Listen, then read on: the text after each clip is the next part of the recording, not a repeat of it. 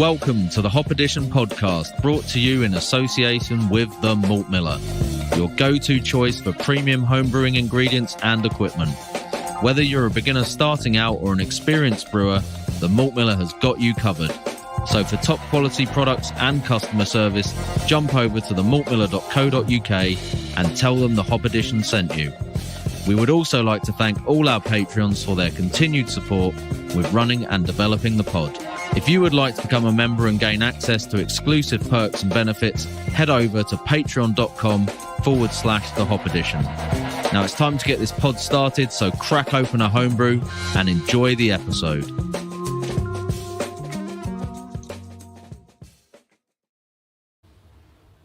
Hello everybody and welcome to a very special episode. We made it to the century, guys. It's the big 100th episode of the Hop Edition podcast. So tonight we're going to be doing a little bit of a trip down memory lane, talking about our journey so far, favourite episodes, top guests, all that sort of stuff. We've got some very special guests with us tonight as well to help celebrate. And that brings us on to saying a massive thank you to our partner sponsor, the Malt Miller, premier supplier of all things homebrew. So swing by their website and check out the great range they've got in stock. While you're there, make sure you check out the Hop Edition recipe section, where you'll find loads of great beers, including some which have been talked about on the podcast and with previous guests. We've also got to make a quick mention of our sponsor, an additional sponsor for tonight's episode, which is Beer Merchants, and they have helped us out with a discount code to help you get some extra beers if you want, with 15% off, and we're going to be drinking some of them, because as well as the 100th episode, this is also our regular kind of Oktoberfest episode. So we're drinking some Oktoberfest beers. You can get a pack of those from Beer Merchants, and you can use 15% discount on anything else that happens to fall into the basket while you are buying those. So really excited about this one. Say hello everyone and tell us what we're drinking. Let's go round the houses, but let's start off with our special guests tonight. Joe and Rob, great to have you here. What have you guys got in the glass? Hey, thank you very much for having us. Really appreciate it, and looking forward to a fun night again. I'm actually drinking, albeit you guys have given me some amazing beers I'm going to crack in a minute. I'm actually drinking as a starter Love Spreads, which is the track brew, collab brew we did a couple of months ago now, nearly 2 months ago, for Love and Beer Festival, which was a couple of weeks ago, and it is freaking awesome. Cheers. Lovely. I've got the Lowenbrow Oktoberfest, which I started with. Absolutely banging. Great beers, those. Yeah. Great beers. Both of you rocking the lovely new Malt Miller glasses too. Everyone check those out. Some 80 vibes going on. Yeah. Yes. I have to say, when I saw it, I said because Stiffo may have broken a few rules, but he shared it with me a while back while the glasses were still getting made. And I just said to him, I said, lips are sealed, mate. I know nothing. I'm from Barcelona. I know nothing. However, it reminds me of a 1980s British touring car. Yeah. And I'm like, do you know what? That is not a bad vibe to go to, because there were some bangers. The RX-7 that Wim Percy used to drive, just the colour scheme on that, very crisp, very clean, but my God, was it a great car. And it was also a really great racing series back then. Yeah. So I love it. I love the new glasses. I think they're amazing. Yeah. It's that kind of retro vibe that we were going for. Yeah. Cool. It is superb. It is brilliant. Right. I am drinking an Andex beer that doesn't have a yellow label and isn't a Hefe. Jeez, so this is their Andex Hell, which, I mean, I bought a few of these, so this is like my fourth one. Is there anything that this brewery does that's bad? Yeah, anything at all? The red one as well was an absolute banger as well. And is that not the stronger one, Chris? That's the Special Hell, yeah. That was a superb beer, but this, my God, it's so clean. It's so clean. And there's this little, for want of a better term, there's like a slightly spicy note with a herbaceous flavour that I've not had in this style of beer before, and it's really I'm so glad that I've got more in the fridge. That's all I'm saying, because that's getting absolutely whipped. It's a great beer. If you haven't had it, get it. You can get it from Beer Merchant. Rob, you need to start stocking Andex. Looking it up. You need to, because like you'd sell out. I'm telling you, people love them. They're great beers. It's 1432. The brewery was like founded by a bunch of monks who needed food for when they weren't eating. Liquid food. Thank you very much. A great beer, mate. The red one, the Special Hell. I think it's the best lager I've ever drunk. It is. It's a great beer. It was so good. Strong statement there. Strong statement. I know it's a strong statement, but you know, some beers just blow you away, and it was. But does this not get you guys wondering, why do we bother with all these hazy beers when we should just be making gallons and gallons of crazy lagers? Wash your mouth out, Andy. Every year around about September, October, I wonder the same thing. It's like, why am I drinking hazy stuff when I could be drinking this absolute insane? Yeah, you'll go on a lager brewing spree, Andy, and then get bored of them again, and then want to brew another like double IPA or something. You'll be like, I'll start. We've been here before, haven't we? Yeah, I'm pretty sure. I made a beer called Need for Citra because I'd done 6 lagers in a row, and I was just like, no, I need something juicy. That's it. It's the way it goes, though, isn't it? And we've got the ability to be able to do that. And at the risk of sounding like an absolute kiss-ass, it's because of Rob and Joe. Yeah. And Reiki. And Stiffo to a certain extent. But mostly these guys. But mostly Reiki crawling up, companies trying to find stuff and then bringing it in such quantities that they can, flog it on and we can grab it and, How many orders do you get that are under £100? I'm just going to ask now. There must be a few. Yeah, we get a fair few. Yeah, so there's a spread. There's a good reason that the free shipping is set at the value it's set at. Hey, if it works, it works. So. Although you brought it down, haven't you? Didn't it used to be £100? Now it's 65. Yeah. Yeah. Nice one, guys. Yeah. I'm just going to keep drinking this. Owen or Andy, you guys go. Or whoever hasn't done it. I'll go. I've got the Flotsinger Special Hell. And nice. Do you know, it's kind of like that. We were talking about the Red Label Index as well. It's because of the higher, I think it's like a higher alcohol content in this thing. Where is it? Oh no, it's only 5.5. It is session, mate. Only. Really, really pale. Yeah. Yeah. Are you sure you're actually drinking a beer there? And it's not just averages? Wow. That is ridiculous. It's like the fun fair. It's got that sort of berry sort of thing that you get from maybe Hersbrucker or something. It's just absolute smasher. It's very good. When we're going to Germany, boys. Soon, I hope. There's a few breweries out there I want to go to. Yeah, Bavaria, man. Well, I was going to say, Maltmiller probably should be doing some video content for Germany at some point. What do you think about that? When we go to Brow in November. Yeah. Ah, there we go. I thought there'd be something already lined up. I should have known. Done. Oh, amazing. Well, I am drinking the Eyinger Festmärzen. Yeah, likewise. So we can do this as a double act. Yeah, the double act. Well, I'll just hold the beer up. You can talk about it. Yeah, cheers, mate. Yeah, good. I've got mine in the mass, which isn't very full up, even after pouring the whole beer. This is 5.8%, and I do love a Märzen. What do you reckon, Triggy? It's very nice. It's got the it's got the colour, maybe a little bit lighter as far as some Märzens might go, but flavour wise, loads of malt, and yeah, just a really nice, clean, malty, Moorish beer. It's got that really proper proper brown bread vibe, and yes, like, very much brown bread on the nose, brown bread on the flavour, like sweet brown bread. Beautiful, very, very nice. Sounds like an absolute banger of a beer, to be fair. It's a good start. It's a great start to the night. Shame it wasn't in my bloody box. Yeah, mine too. As I say, give it a rest. You've both drunk it already. I know. In our sleep. We know the truth. Yeah, I slept walked all the way down to the shed and cracked it and drank it and then hid the bottle. Yeah. And Andy was like, I don't know where I put them. I can't find them. Because I've been keeping all the bottles because the bottles are so thick that I've just been washing them all out and keeping them for obviously the homebrew comps. And then it's like, the yearly restock of German beer bottles as well, isn't it? Solid bottles. So then I was checking my bottle stock and I'm like, I literally have not, I do not have this bottle. We got stiffed, Andy. I think it gets switched out with this.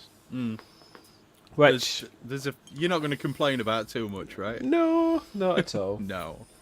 So, just to let everybody who's listening in know, the order in which we're going to drink these beers, it's in the chat towards the top in a very gobbledygook kind of way, because apparently copying and pasting into StreamYard doesn't work too well. But we're going to do the Einge Fest Märzen, we're going to do the Geisinger Fest beer after that, then we're going to do the Flotzinger Weiss Märzen, then we're going to do Schneider Weiss, or Spartan, if you feel that way. And then we're going to finish on Pour Over, which is a double IPA from Burnt Mill. No, it's not a stout or something, Chris. Impy Stout. Impy Stout. Yeah. Try again.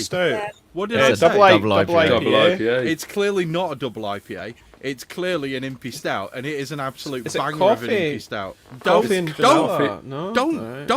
do that.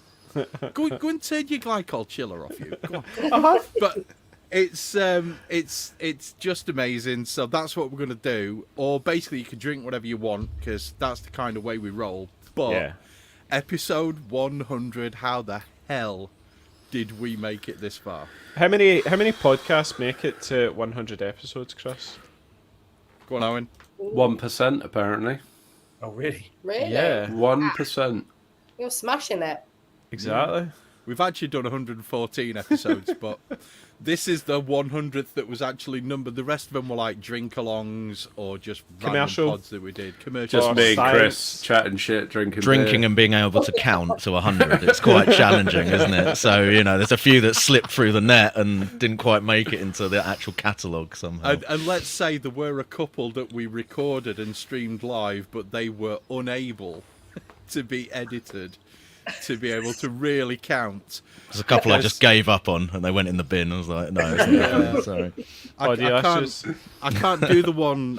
In fact, I can. I've got this. So imagine you're doing a podcast and somebody with a microphone where mine is doing this for the entire podcast. And that's why there's no audio version of the Overtone pod. But yeah, it is what it is. We get there, we've done what we're doing, but right now I want to focus on Rob. Because he's done something rather cheeky, and I'll be honest, it annoyed me that I wasn't there as well. However, you were in somewhere in Washington State last week, weren't you, Rob, with a monster hangover? Yeah, I was, because actually I flew out to Portland the day after our Love and Beer Festival. So, whole day drinking and socialising with homebrewers and craft beer lovers on the Saturday.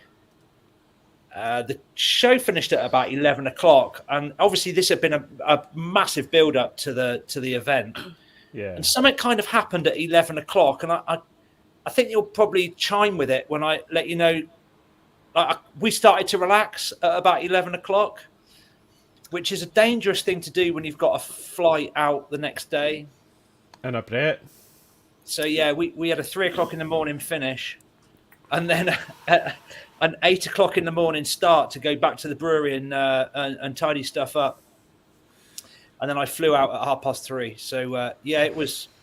Interesting. I don't expect anyone to feel sorry for me, by the way. No sympathy whatsoever. It just sounds painful, Rob. It sounds. I'm feeling your pain a little bit there. There was a slight fight over who was going to drive from Hackney to Heathrow. I have to say. It was taxi for the win. Yeah. I'm guessing you slept well on the flight, Rob. Yeah. I don't remember much of the flight, to be fair. So that was one good thing to come out of it. So yeah, Nice. but yeah, absolutely, yeah. It was. So come on then, what were you up to? So flew to Portland, a couple of days in Portland, and then up to Yakima with the Bathhouse team for basically just to be immersed in hops for the entire week. It's obviously hop harvest season, so we were out there. The main thing that we were doing out there was hop selection for Bathhouse. So I was with a group of 13 others, which was basically breweries from all over Europe. Is it Williams Brothers was there? Yeah, and Scott.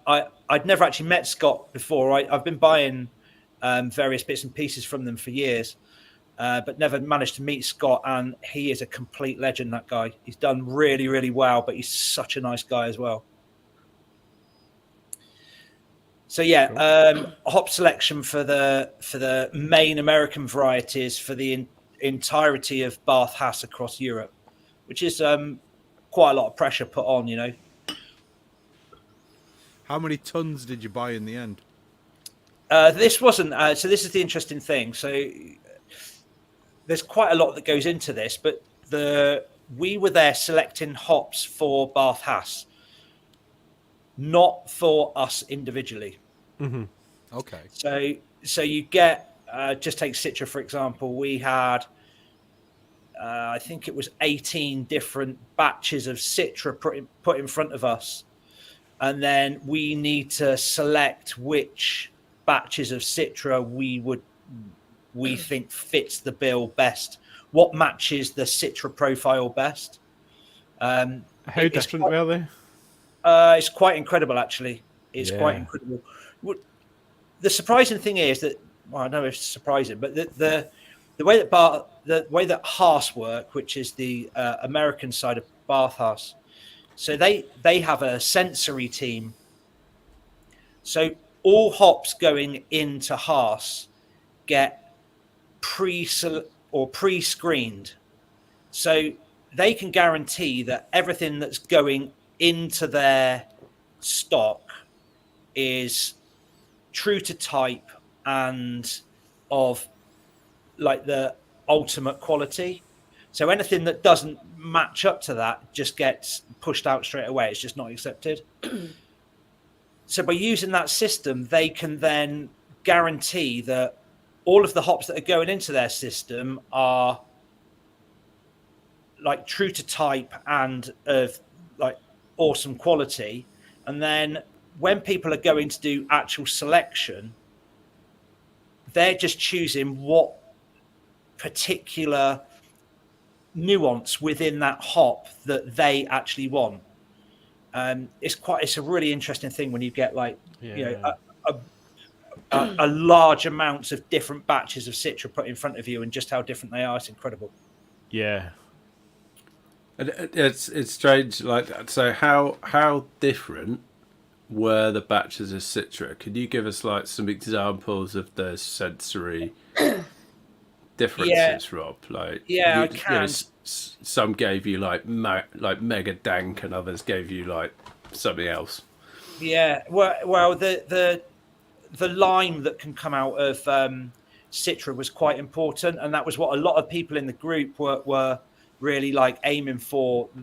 They thought that the lime side of it was really important, but then like the passion fruit and juice out of it as well. So you're trying to balance batches, and also within that, because one batch they might have 8 tons of one batch and 18 tons of another batch.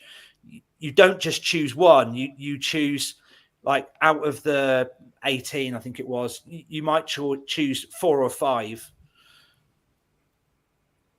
Right. So within the individual harvest, or the harvest as a whole, I'm presuming these are coming from different farmers? Yeah, you got it. Okay. So each individual farm, depending on that word that Tricky loves, terroir, is obviously going to have slightly different expressions of different terpenes within it. So you're going to end up with different levels, like maybe Myrcene is higher in one and Linalool is higher in another, and therefore that's going to change the flavour and everything. Post that, and I don't know if you'll know this or not, is there a blending that occurs after that, or is the batch just sold as a batch, and therefore you might order one bale from Bathhouse that gives you one profile, and another bale might give you a slightly different profile, or is there a blending that occurs to homogenize everything? Yeah, definitely. There definitely is. So when they go to being pelletized, they're aiming for an alpha. Okay. So they are blending different batches. Well, it's not just an alpha. They're aiming for an alpha and a. What they want is true to type. And this is where it starts getting really, really complex, because when you've got 18 batches of Citra in front of you, it's like, right, which one is Citra? Well, it's all Citra, but there's nuances between them that are different. But yeah, just to answer your question, yes, they are blended when it goes into the pelletizing plant, which was absolutely fascinating. Actually, how big was that? Big, enormous. Yeah, yeah. But they from my recollection, you have a sheet for each one, a score sheet, and you mark down the areas that come out that are stronger and weaker, which then enables them to do that blending. So that they can pick one that is very limey, for example, and another one that's very sort of it's got other elements that one's missing, to try to get that kind of balance across the level of. To ensure that Citra is as true to style as you can get. So if one's high in one but low in another area, they'll blend it with the opposite to get kind of even everything out. Yeah, to get that balance. So very much like they do with Scotch. Yeah, that's a similar family, but yeah, apparently that's what they do with Scotch. So one might be more peaty, one might be more woody, so they blend them to kind of even everything off. I should add that I've obviously just come back, but Joe went 2 years ago with it and did more or less exactly the same things. That her experience of it is pretty much the same as mine, albeit with different people. Yeah, definitely. And we got off the trip a couple of years ago, and we sat in the office, the four of us, and went, "Oh, who's going to go?" And we all looked at each other and went, "Me. I'm the one with the least experience, so it can benefit me more than the rest of the guys." And so that was it. The flight was booked before the conversation had even finished, to be fair.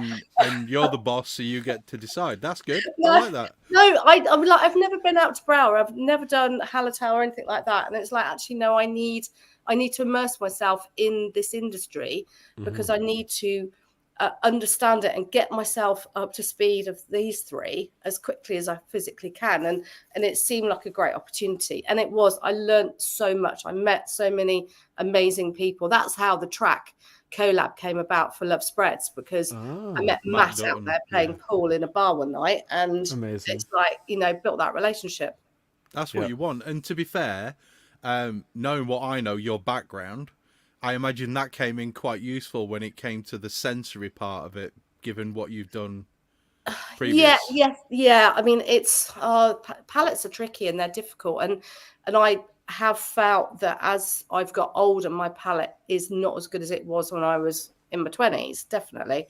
But it's kind of, for me, it's getting my brain in tune with what I'm doing, and that's why that immersing opportunity, we had more Citra than that. And we had, I think, probably 3 hours worth of rubbing and sniffing. Yeah. And you're in there for like half an hour, and then you go out and you take a break and you wash your hands and you have some water and get a bit of fresh air, and then you go back in again. And we were like in lab coats, and you're making notes on everything you're doing. And I had to tag team with people that I'd connected with within my group that were really good at doing that elements that I could learn from them, because I haven't got the knowledge that I had at that point wasn't sufficient for me to be able to actually say, I'm going to put my name on this. So yes, it is. It's for me, I have to get my head in the game and sort of immerse myself. It's a fantastic trip. It's really good. Really good. I would ordinarily at this point put some of the messages up that we're getting in the chat, but I'm not going to do that today because I don't want you to have a list of people that you need to punch, Joe. Although, I'll be honest, if you ever meet Richard Brooks, an uppercut to the bollocks is well in order. That's all I'm saying. A swift kick. Okay? So, it sounds like absolute nirvana for a beer nut. It really does. It sounds. However, I can imagine the level of responsibility that you must feel at that point is probably slightly overwhelming.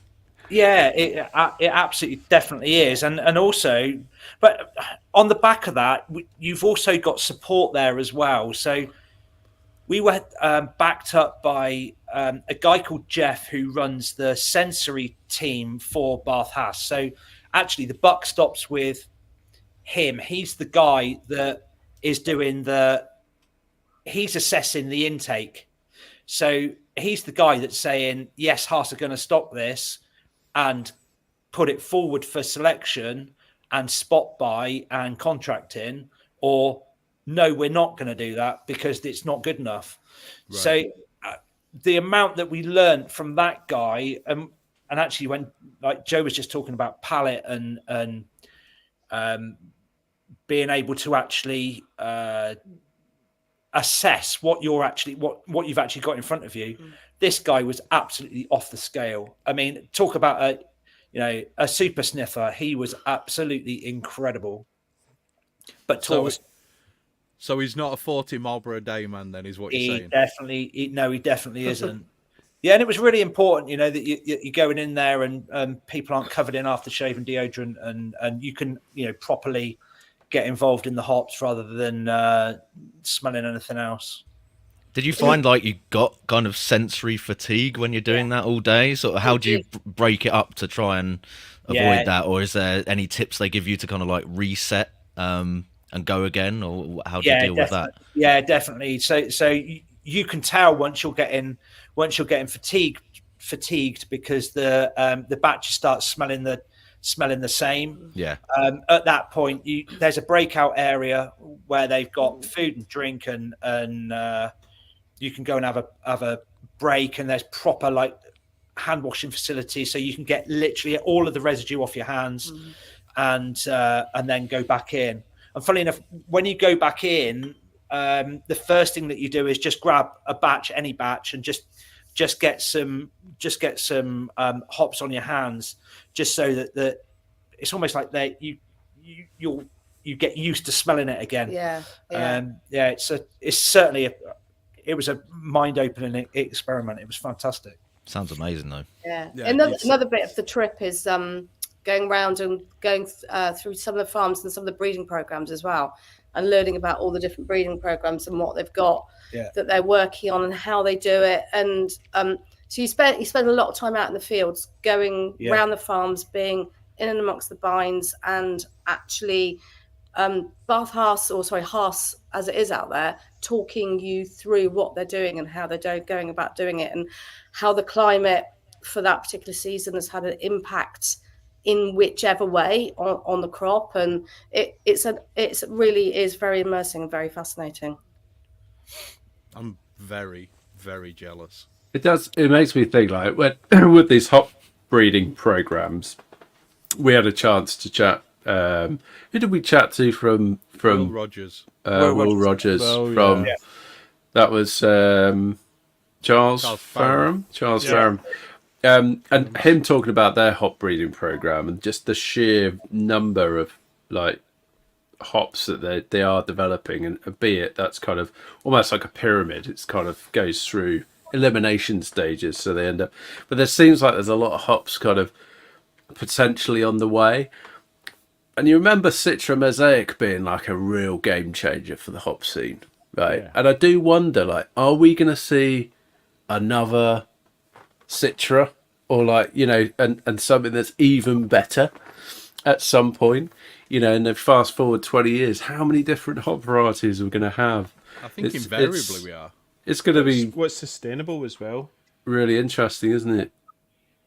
Yeah, I mean, there's absolutely loads that goes into that, but I think certainly in the near to mid future, there's some interesting hops coming out, but there isn't something on the scale of Citra.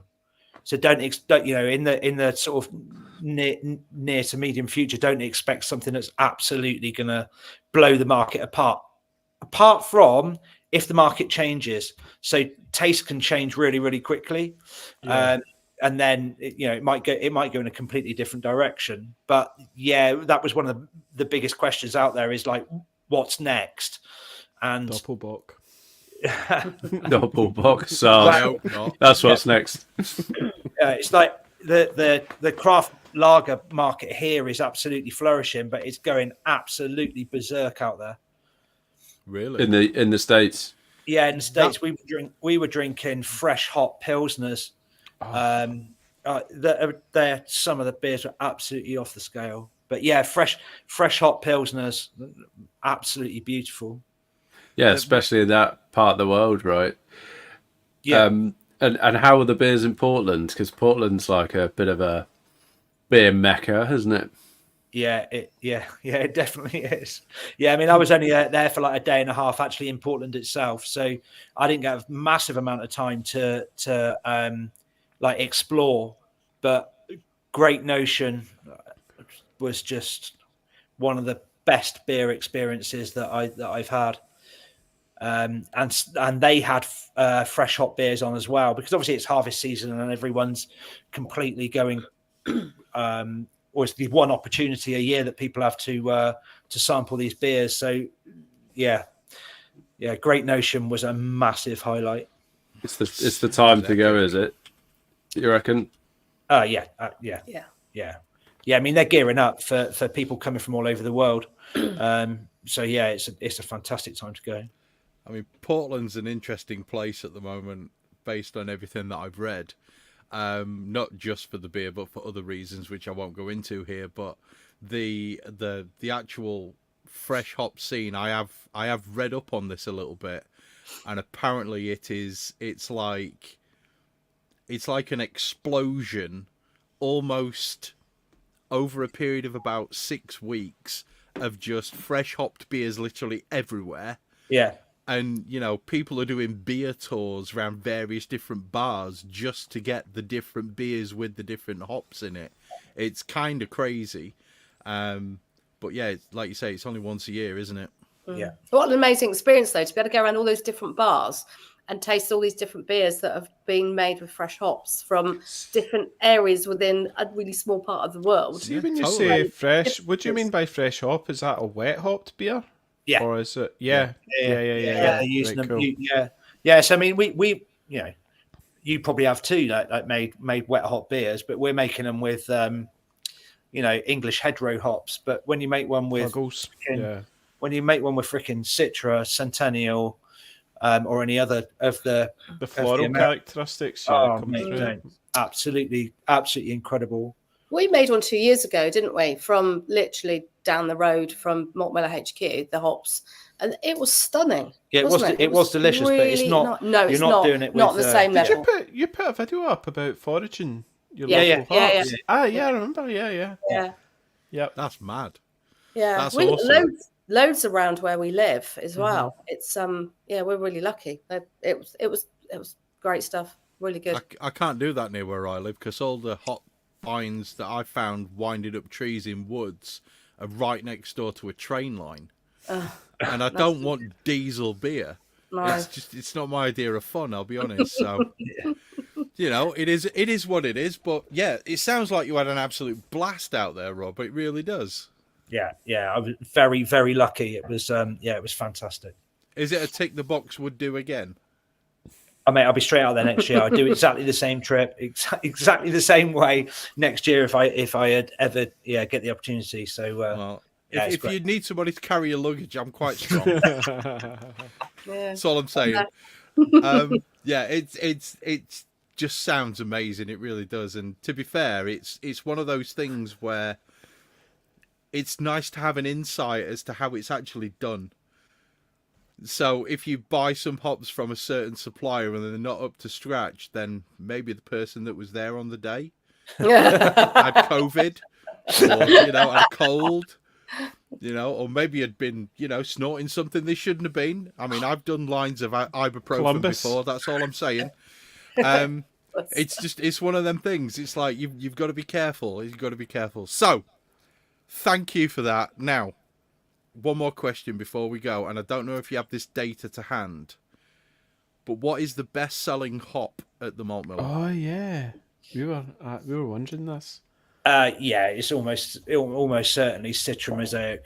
So it'll be Although it is surprising the amount of British hops that we're selling. I would think Goldens or something. Yeah, it's EKG after that, pretty much. It is absolutely incredible the amount of British hops that we're selling, and actually, it's really heartening to see because we want to be selling British hops.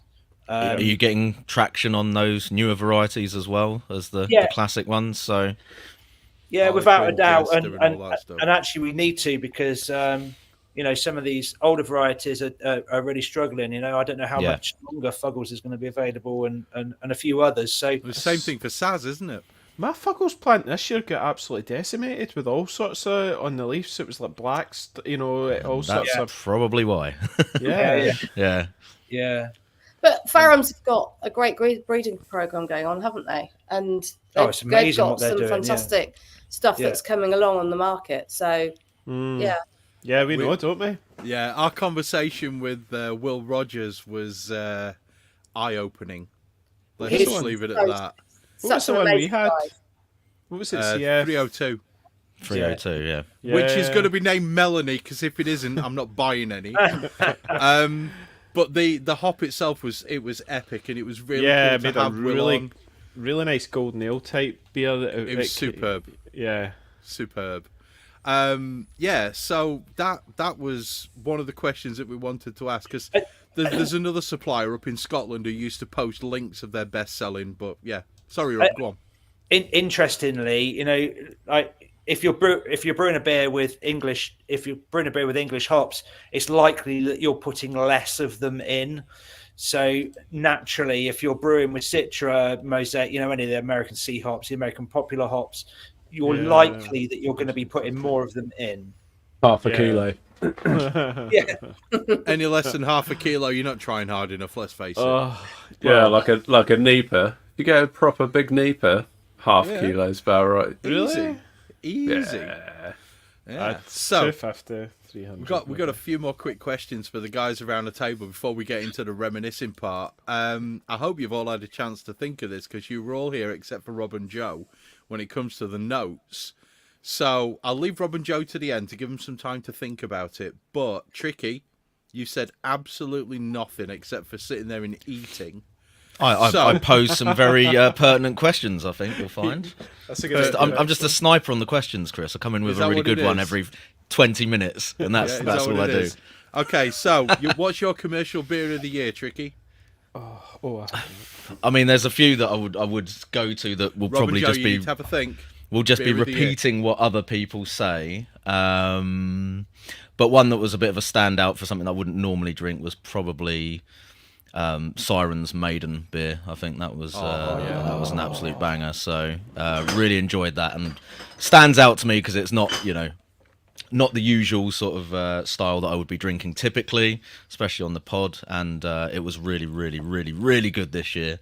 I'd had it the year before, and this year's version of it was really outstanding, I thought. Anyway, I think everyone else enjoyed it because we did have it on the pod as part of a drink along. So you guys sorted us out with, Stiffo and you guys. Yes, it was a selection box from the Malt Miller actually. So again, helped us out with that one. It was. Okay, Andy. It was the Emperor's Imperial TIE Fighter that I had at the LCBF. That was absolutely dynamite. Okay. Because this is the year of the Impy, I think, for me, where I've really got into Impies, and Emperor's has been the big, for me. Yeah. Okay, Owen. I'm torn between two, and I've had them recently because I frankly can't remember what commercial beers I was drinking in January, February, March. But and I've mentioned one of them already. Andex Special Hell Oh, just blew me away. Phenomenal. And the Space beer. recent track neighborhood collab, The Westie. the that you had. Westie called Next Door, was absolutely incredible. I think I've still got about 2 or 3 cans of it in the fridge. So Okay. Mine is very straightforward and very simple. It's Kappa by Moot. Oh, you're The- on about that, yeah. The interplay between new school sea hops in Citra and old school Bramling Cross, and I think it was EKG that was in it as well. What a beer! I could have drunk gallons of that stuff. It was so good, and luckily we're going to have Moot on the podcast in the not too distant future to be able to talk about it. Everything that I've been saying for years is finally being recognised by people. So, yeah, Rob, what's yours? Wow. Yeah, I mean, I've got a few, but the absolute standout was in Portland had the Great Notion. So it's a beer called Overripe, and it's kind of like a step on from a massively juicy IPA. It's about 7%, and it is thick, but the juice levels are like more than I've ever experienced before, absolutely incredible beer. Yeah, look it up on their website. It's like the witchcraft that goes into that. yeah, I know, yeah. Absolutely. Thanks for naming amazing. a beer that we're never going to be able to get in this country. Ross. thanks, Rob. Sorry. Cheers, Yeah. mate. I was in Portland last week and I had this beer and it was incredible, and you're never going to drink It's the last- it. Yeah. It's Cheers, the last Rob. time I mentioned it. Sorry. Yeah, right. We'll see. Love it. Joe, what was yours? Well, there's only really one that I can put forward because I had a hand in it, and that's Love Spreads with Track. It's a fantastic It's a beer. friggin' awesome beer. I've had a couple of cans of that and it was a great beer, to be fair. Yeah. Really I'm nice. obviously a little bit limited as to what I can drink. I don't have the range that you guys will have, but I absolutely love that beer. So there you go. Hey, if you love it, you love it. It doesn't matter whether there's 1 million gallons or 3 gallons of it. That's all that matters, isn't it? Yeah. So I there love we that. go. I love that. In fact, Rob just reminded me. I drank Pliny for the first time this year. Oh, Back really? in May. Sure, Completely yeah, forgot. You're in the Drank, States. found that in Vegas. Yeah, I Yeah. was really Well, lucky there. Actually, Owen, I'd be really interested in what did you think of it? Like, I think with like beers that have obviously been like really overhyped, Yeah. is you kind of it's kind of humbling in a way, because you get the beer and you're super excited and you've got this image in your mind, and then you drink it and go, oh okay, oh, it's just a beer.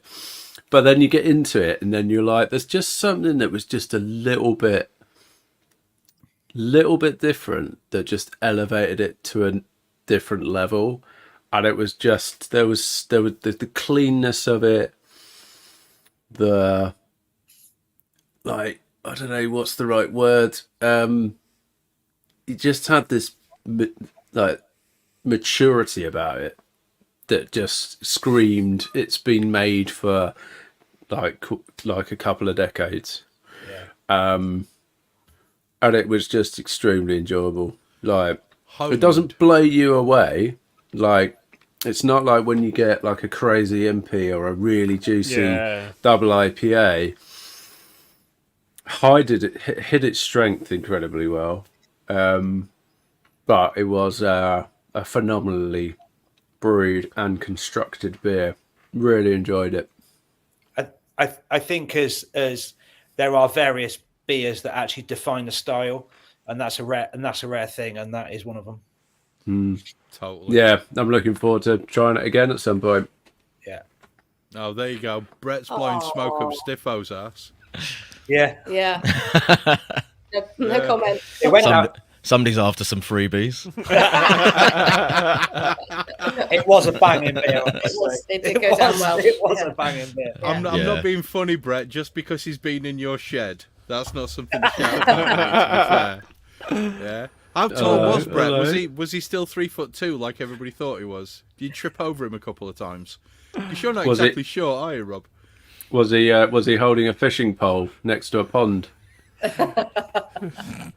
Yeah. Anyway, so one of the things I want to do right now is we have a Patreon of the podcast called Dr. Sam, and currently she is in hospital. She's having an operation, and she's been in there for quite a while. So currently, Dr. Sam, she's on NHS water, but she gets released at the end of next week. So I mean, she's been in there a while. So we really hope you're good, Dr. Sam, and she's got Andex waiting for her at home. So. Life is good. Life is good. But she's got headphones on. She's in a side room so she can hear us. So get well soon, Sam. We miss you. Get well soon. Thinking of you, Sam. Speedy recovery, Sam. Yeah. She's not actually a doctor. She's not a doctor. She's a doctor of law. Yeah. Amazing. Which makes her even more scary. So Yeah. get well soon. Enjoy the Andex when you get back, Sam. Sure Absolutely. I hope you've got all three of them, that. the green one, the red one, and the yellow one, because they're all banging. They're insane. Yeah, so now another one, and I know that you two can join in on this, Malt Miller people, because I know you've done this a few times, but I just want to get this out of the way so that we can move back to talking about something else. What's the best home brew that you've had of the year? And Rob, you're not allowed to say your smoked Pilsner.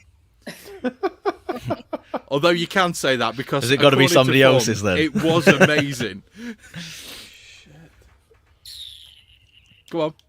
Are you directing Putting you on the us? spot. To be fair. Straight to us. Oh, okay. That's me. Oh, yeah, that's me. Do you want some time? Well, listen, I've got a couple in mind if you want me to Go on go. then, Owen. Listen, I think, again, I'm torn on two. Tricky's New Zealand, was it a New Zealand Pilsner, the one that you put into a comp and it didn't score well, and then you sent it to us? And we were like, what the hell, this is amazing. And it was absolutely...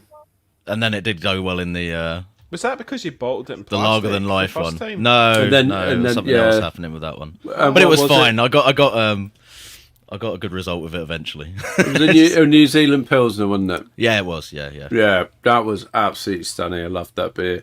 And I think Brett really kindly sent me some of his mixed sperm. I'm not sure if it's the same one as he submitted for the The pink one. The pink one. That would have been it. Yeah. That was absolutely stunning as well. And I'm lucky enough to have one of Brett's barrel-aged impies still in the fridge as well. So I'm going to go as far as to say I know that that's going to be very good. Yeah. For sure. Well, I'll be honest, you've just taken my choice, which was Tricky's New Zealand Pilsner. Because that was just epic. It was so good. I sat here on a podcast listening to Tricky wax lyrical about how somebody Hellas, Chris. I mean, your Hellas is a very close second, Andy. That was incredible as well. But Tricky's New Zealand Pilsner, it was the way that he turned around and said, I sent this into a comp and it got slated. And I'm drinking it, I'm going, there's literally nothing wrong with this beer. They said at it all. tasted of burning tyres, for God's sake. Harsh. The closest that had come to That's burning an tyres autolysis was when thing. the Arctic carrying the parcel locked up on the M1.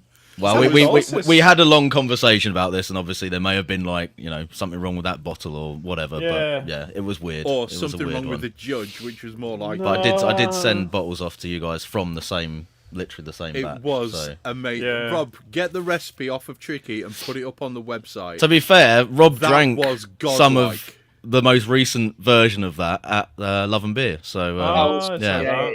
Okay. Yeah. It was godlike. It was amazing. Absolutely loved that beer. So that's my choice. Tricky's and Andy's Hellas was a very close second. And I don't actually remember too many of Owen's beers because when I went down to Southampton and we stayed over for the weekend, we were just battered for the entire sort of weekend. So when we weren't out with the kids doing various bits, we were drinking in the back garden and cooking meat. So yeah, it was an inebriated weekend. So yeah, Tricky's Pilsner, Andy's Helles. Tricky Owen's Westie, the Westie that you had on tap when I came down, that was really good as well. Yeah, I vaguely remember having a Westie on tap. I can't remember what it was. It was really good though. It was good. So yeah, I'm not obviously going to say one of my own beers because that would be far too crass. Oh. Yeah. Well, what was your best one that you brewed this year, Chris? My Kolsch. Yeah, your Kolsch is good. I did a Kolsch with Bramlin Cross. Oh, right, okay. It was epic. But there we go. That's just me. A Culture Bramlin Cross. Yeah. Pulling back the foreskin way, Chris. Oh mate, I've snapped the banjo skin years ago. So good. Oh dear. There we go.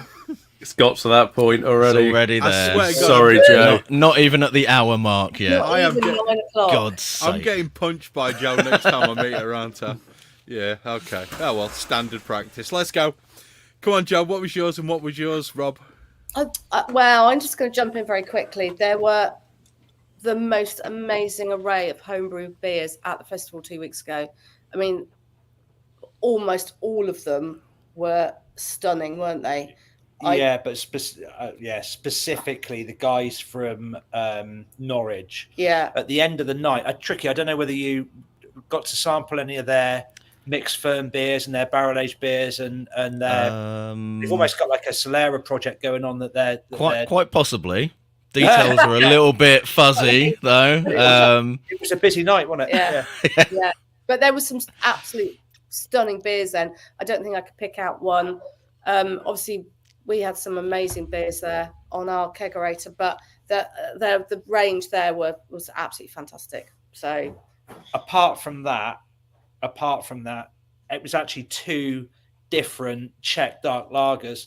So with the competition that we did with Elusive, do you know what? I can't. In August. Yeah, but I can't actually remember whether it won or it came second. But there was a Czech dark lager in that competition that was absolutely fantastic. I think it won. I think it was the one that won it. That was an awesome beer. And then Lance's Czech dark that he gave me a few cans of over the last couple of months. Is that the one you brewed with him? No, that's a different one. That was a different beer. Yeah. He had a different batch of Czech dark that I just thought was wow. You know, the skill the skill to be able to produce that sort of beer, because that is, as styles go, there's styles that are obviously, as we know, easier to brew, more difficult to brew. That particular one has got to be up there with one of the most difficult styles to brew. So to get that right and to that sort of level, absolutely awesome. And I'm muted, obviously. So yeah, Brett can cry. He's only short. Tears don't take long to hit the ground. So you got some love from me, to be fair. You got some love from me. He did. Actually, fair. It's Brett. So easy to forget. It's so easy to forget, isn't it? Like the different beers that you've had. Because now you just say about Brett. Here's freaking and I've still got American Red. Oh, mate. I find I have to like go back and see what I've posted, like pictures of, to remind myself, because there's too many otherwise, isn't there? Yeah. Brett's competition winning beer was absolutely it was beautiful. Fantastic. It was lovely tart and bright. Yeah. There's a lot of people at the moment, Andy, Brett, there's a couple of others that I know who are producing these mixed germ beers, and they're very, very good at the end. They're very, very good. Andy's mixed germ beer was just straight pineapple with a little bit of wood. It was like epic. It was really good. There's a lot of them out there at the moment. It's almost like people are taking a jump at the moment within the homebrew community, and I don't know sales wise what you guys are sort of seeing a rise in or seeing a lift in, but there's a lot of people out there who seem to be, reaching that plateau with their brewing and going, do you know what, I'm going to do a mixed germ. It was these guys though, Chris. These guys went and did the Burning Sky whole comp and got us all into it. That's why we all started to play with Brettanomyces and Lactobacillus. It was just like, it was so cool because they actually sat down. Was it with Mark Is it Mark Tran? Mark Tranter. Tranter, yeah. Sat down with him and then just pulled all that expert knowledge straight out of him, and then gave it to us, and it was like, this is insane. The guy's a magician. Ah. And so mild-mannered and gentle with it as well. He's just a very, very nice human. Really like him. Yeah, occasionally you find people who are brilliant and kind. Yeah. That's what you want, you know. That's a good combo. So he's a very humbling person, actually, isn't he? Yeah. When you spend time with him, he's very humbling to be around. He's a genuinely extraordinarily nice person. Lovely chap. For those of you who are drinking along, the Geisinger Fest beer is gone. I was going to say, we should have mentioned that, shouldn't we? It's gone. That's all I've got left. It's done. It's very drinkable. Did you pick Oh up? my god. Did you pick up any like slight smoke or? Yes. Really? Like a wee Just hint like of a like, hint, yeah. like there was like a. It's a great beer. I'm It's definitely gone getting. anyway. I'm definitely getting something a little bit different. Like it's like I get from crisp German Pilsen malt. There's this sort of what I get from that. It's I could obviously see that like slightly cereal, grainy. it was like thing the that you're talking green, about, the or- green sort of that green sort of super light kilned. It's almost it's a kind of greeny Pilsen Not really malt. smoke for me, but I got it's on the nose. It's like this slight. I don't know. Maybe it's from the hops, but it's just totally. It's just got this weird twist, hasn't it? Maybe it's the it's green... definitely, there is something a little bit different to it, but I couldn't put my finger on what it is. I think it might be the water profile. It might be because it's 6%. I think it might, and I've just might be necked the it, water. Just necked it. No, there's some great beers in that box, I have to say. I'm hoping Quite a bit of graininess. Rob's on catch up, I think. He's been talking too much. Yeah, Rob- he's off for a smoked beer, I suspect. Yeah. He's just going to the fridge to get us both a beer, to be fair, because we're both out. Very good. So sorry, you got me. Joe, you're never a down step. It's all good. Thanks. So what we've got now is a bit of a question for you guys, weirdly enough, before we get into the totally drunk rambling that's going to happen later on. Now, this is a bit of a self-serving question. However, it is something that I'm genuinely interested in. Why do you guys support our podcast, other podcasts, and homebrew-related content and events? Why is it that you... I mean, obviously, there's an element of, you know, giving back a little bit, but at the same time, why is it that you spend as much of your time and as much of your sort of ability to market by supporting people like us? Community is the one word that sums the whole thing up. It is all about the community. We did Love and Beer a couple of weeks ago because that community vibe we knew we were going to get from it. We experienced it at other events that we've been to, not to the degree that we wanted it to. And our drive to put that particular event on was to get that homebrew tent and get the community together, all doing the same thing in the same place with their own creativity, their own opinion, their own mix as to what they want to do, how they do things, how they brew, and for us all to just be in the one place at the same time and be able to talk beer and learn from each other. And that community spirit and learning is a massively important thing. That's the reason we go out and do these events. I mean, there was no monetary value to putting that festival on whatsoever. But the what we get back from a community perspective that we want is that sharing, that learning, that sharing, that networking, that everyone being together. And that's really why we do it, isn't it? I think that really, you know, we are all going to benefit from gaining knowledge about brewing better beer at home, and you know that's a big part of it. We want to, basically, we want to expand the hobby, but I'm coming to that from a home brewer because that's where the whole thing came from. So it's kind of, it's, but the one word that Joe sort of continually used and what we're using is because it's community, and that's what we want to grow, but not just grow, improve.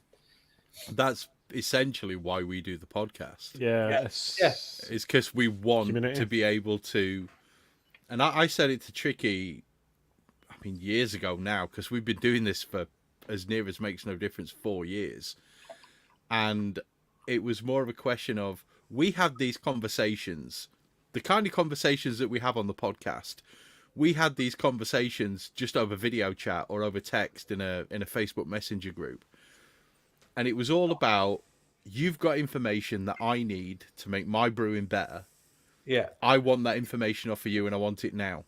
And I've brewed a beer. I want to send it to you so you can drink it, so you can tell me what you get from it, so I can compare what I get from it. And the whole thing that we've done with all of the podcast guests that we've had, all of the, the various people from the various companies and the various people from the various breweries that we've had on, and also the topics that we've chosen, is an attempt as a whole across the board for those people who listen to lift their game, even if it's 1%. Just the ability to make people brew better beer and to avoid the mistakes that, let's face it, we've all made some monumental, catastrophic mistakes. There was some in the last week where it was cold crashing with the blow-off tube and then sucking up Star San into the fermenter. Yeah. It's crazy. But those are things that still happen. And for us to be, and I will, I think, rightly put my hand up and say, I think with everything that we've done over the last 100 episodes with the guests that we've had on, I think we have had a measurable difference on the quality of the beer that the people who have taken in the information that we've put out there, I think we've had a measurable increase in the quality of their beer. And especially with the people that we speak to on a regular basis within our little Facebook Messenger group, there's always something. It's like, oh, I'll try that. I'll give that a go. Oh, it's made a difference. Excellent. I'll keep doing that. And it's the same thing with Love and Beer, with what you guys did. And it's the same thing with everything to do with the podcast and all the other stuff. And hopefully it just lifts people 1 or 2% to make better beer. Simple as that. And then there's the one who are just here for the afters, but that's true. That's really why we got into doing the Brew With Us series with breweries, and now we've taken it to the Brew With You, because we want to get into your lives. We want to understand how you're doing it, how your spare room, your sitting room, your shed, your kitchen is set up, what kit you're using, how you're using that equipment that can help everyone that's within the community, whether you're starting, you're experienced, it doesn't matter. It's that group learning that we get, which is why we do what we do, and we love doing it. The learnings that everyone got from Mark Tranter from Burning Sky, it's having that accessibility to people in the market that have learned, that understand, that can give their knowledge, that can share it with us all, so that we can do better and improve and change our palates, start drinking new things that we never thought we'd want to drink. It's all part of it. Yeah, because there was 2 recent things like you guys had been doing, and it was the Love and Beer thing where you were doing the hot, hot dip. Hot dip, yeah. Hot dipping with track. Tried that. That was really cool. And then also you had Redeem, doing the doing the decoction. Yeah, and he was saying just even one decoction. Yeah. So then I've this is all in the last, I don't know, few weeks. I've been trying all these techniques myself from your videos. You know what I mean? It's so cool. It's just that, that when you read the steps, it looks really complicated. When you see it on a video, it just, makes just it, so much easier. And actually, we can actually do this at home. And it just makes it really special. It's also important that we talk about the mistakes that we've made. Like you said, Chris, we all make mistakes. We do. And that's why we do the videos that highlight mistakes that we've made, so that it just enhances everyone else's learnings. Like we've done a few. I got my measurements wrong, didn't I? Back in the summer, massively wrong. But we still made it. We still drank it. Actually, it was quite nice. We still made it. We still drank it, and we still videoed and talked about it, because it's learnings. I won't do it again ever, because I've learned by that mistake. But the videos that we've done on how you bottle your beer or can your beer, whatever you're going to do with it, that whole process, so that people can learn from our mistakes and not make them themselves, not ruin a batch because they've got Diac in it. I think, go on, Chris. All I will say is there's a phrase within the place where I work, and it is, failure is a far better tutor than success. And it stands to reason across everything, be it chemistry, physics, whatever it is, or brewing. When you fail, you learn a bigger lesson than you do when you succeed, because you're doing it right. It's that process of, I fucked this one up, let's fix it next time. Yeah. And I'm a scientist. It's what I do. It's called pain-assisted learning. Pain-assisted learning. That's great. Especially when you've invested 6 hours into it and it goes down the drain afterwards. That stings, doesn't it? Yeah, it's brutal. But I was going to make a point, in terms of like, it's a lot. Home brewing and brewing is a creative art, isn't it? It's science and art kind of comes together. It's alchemy.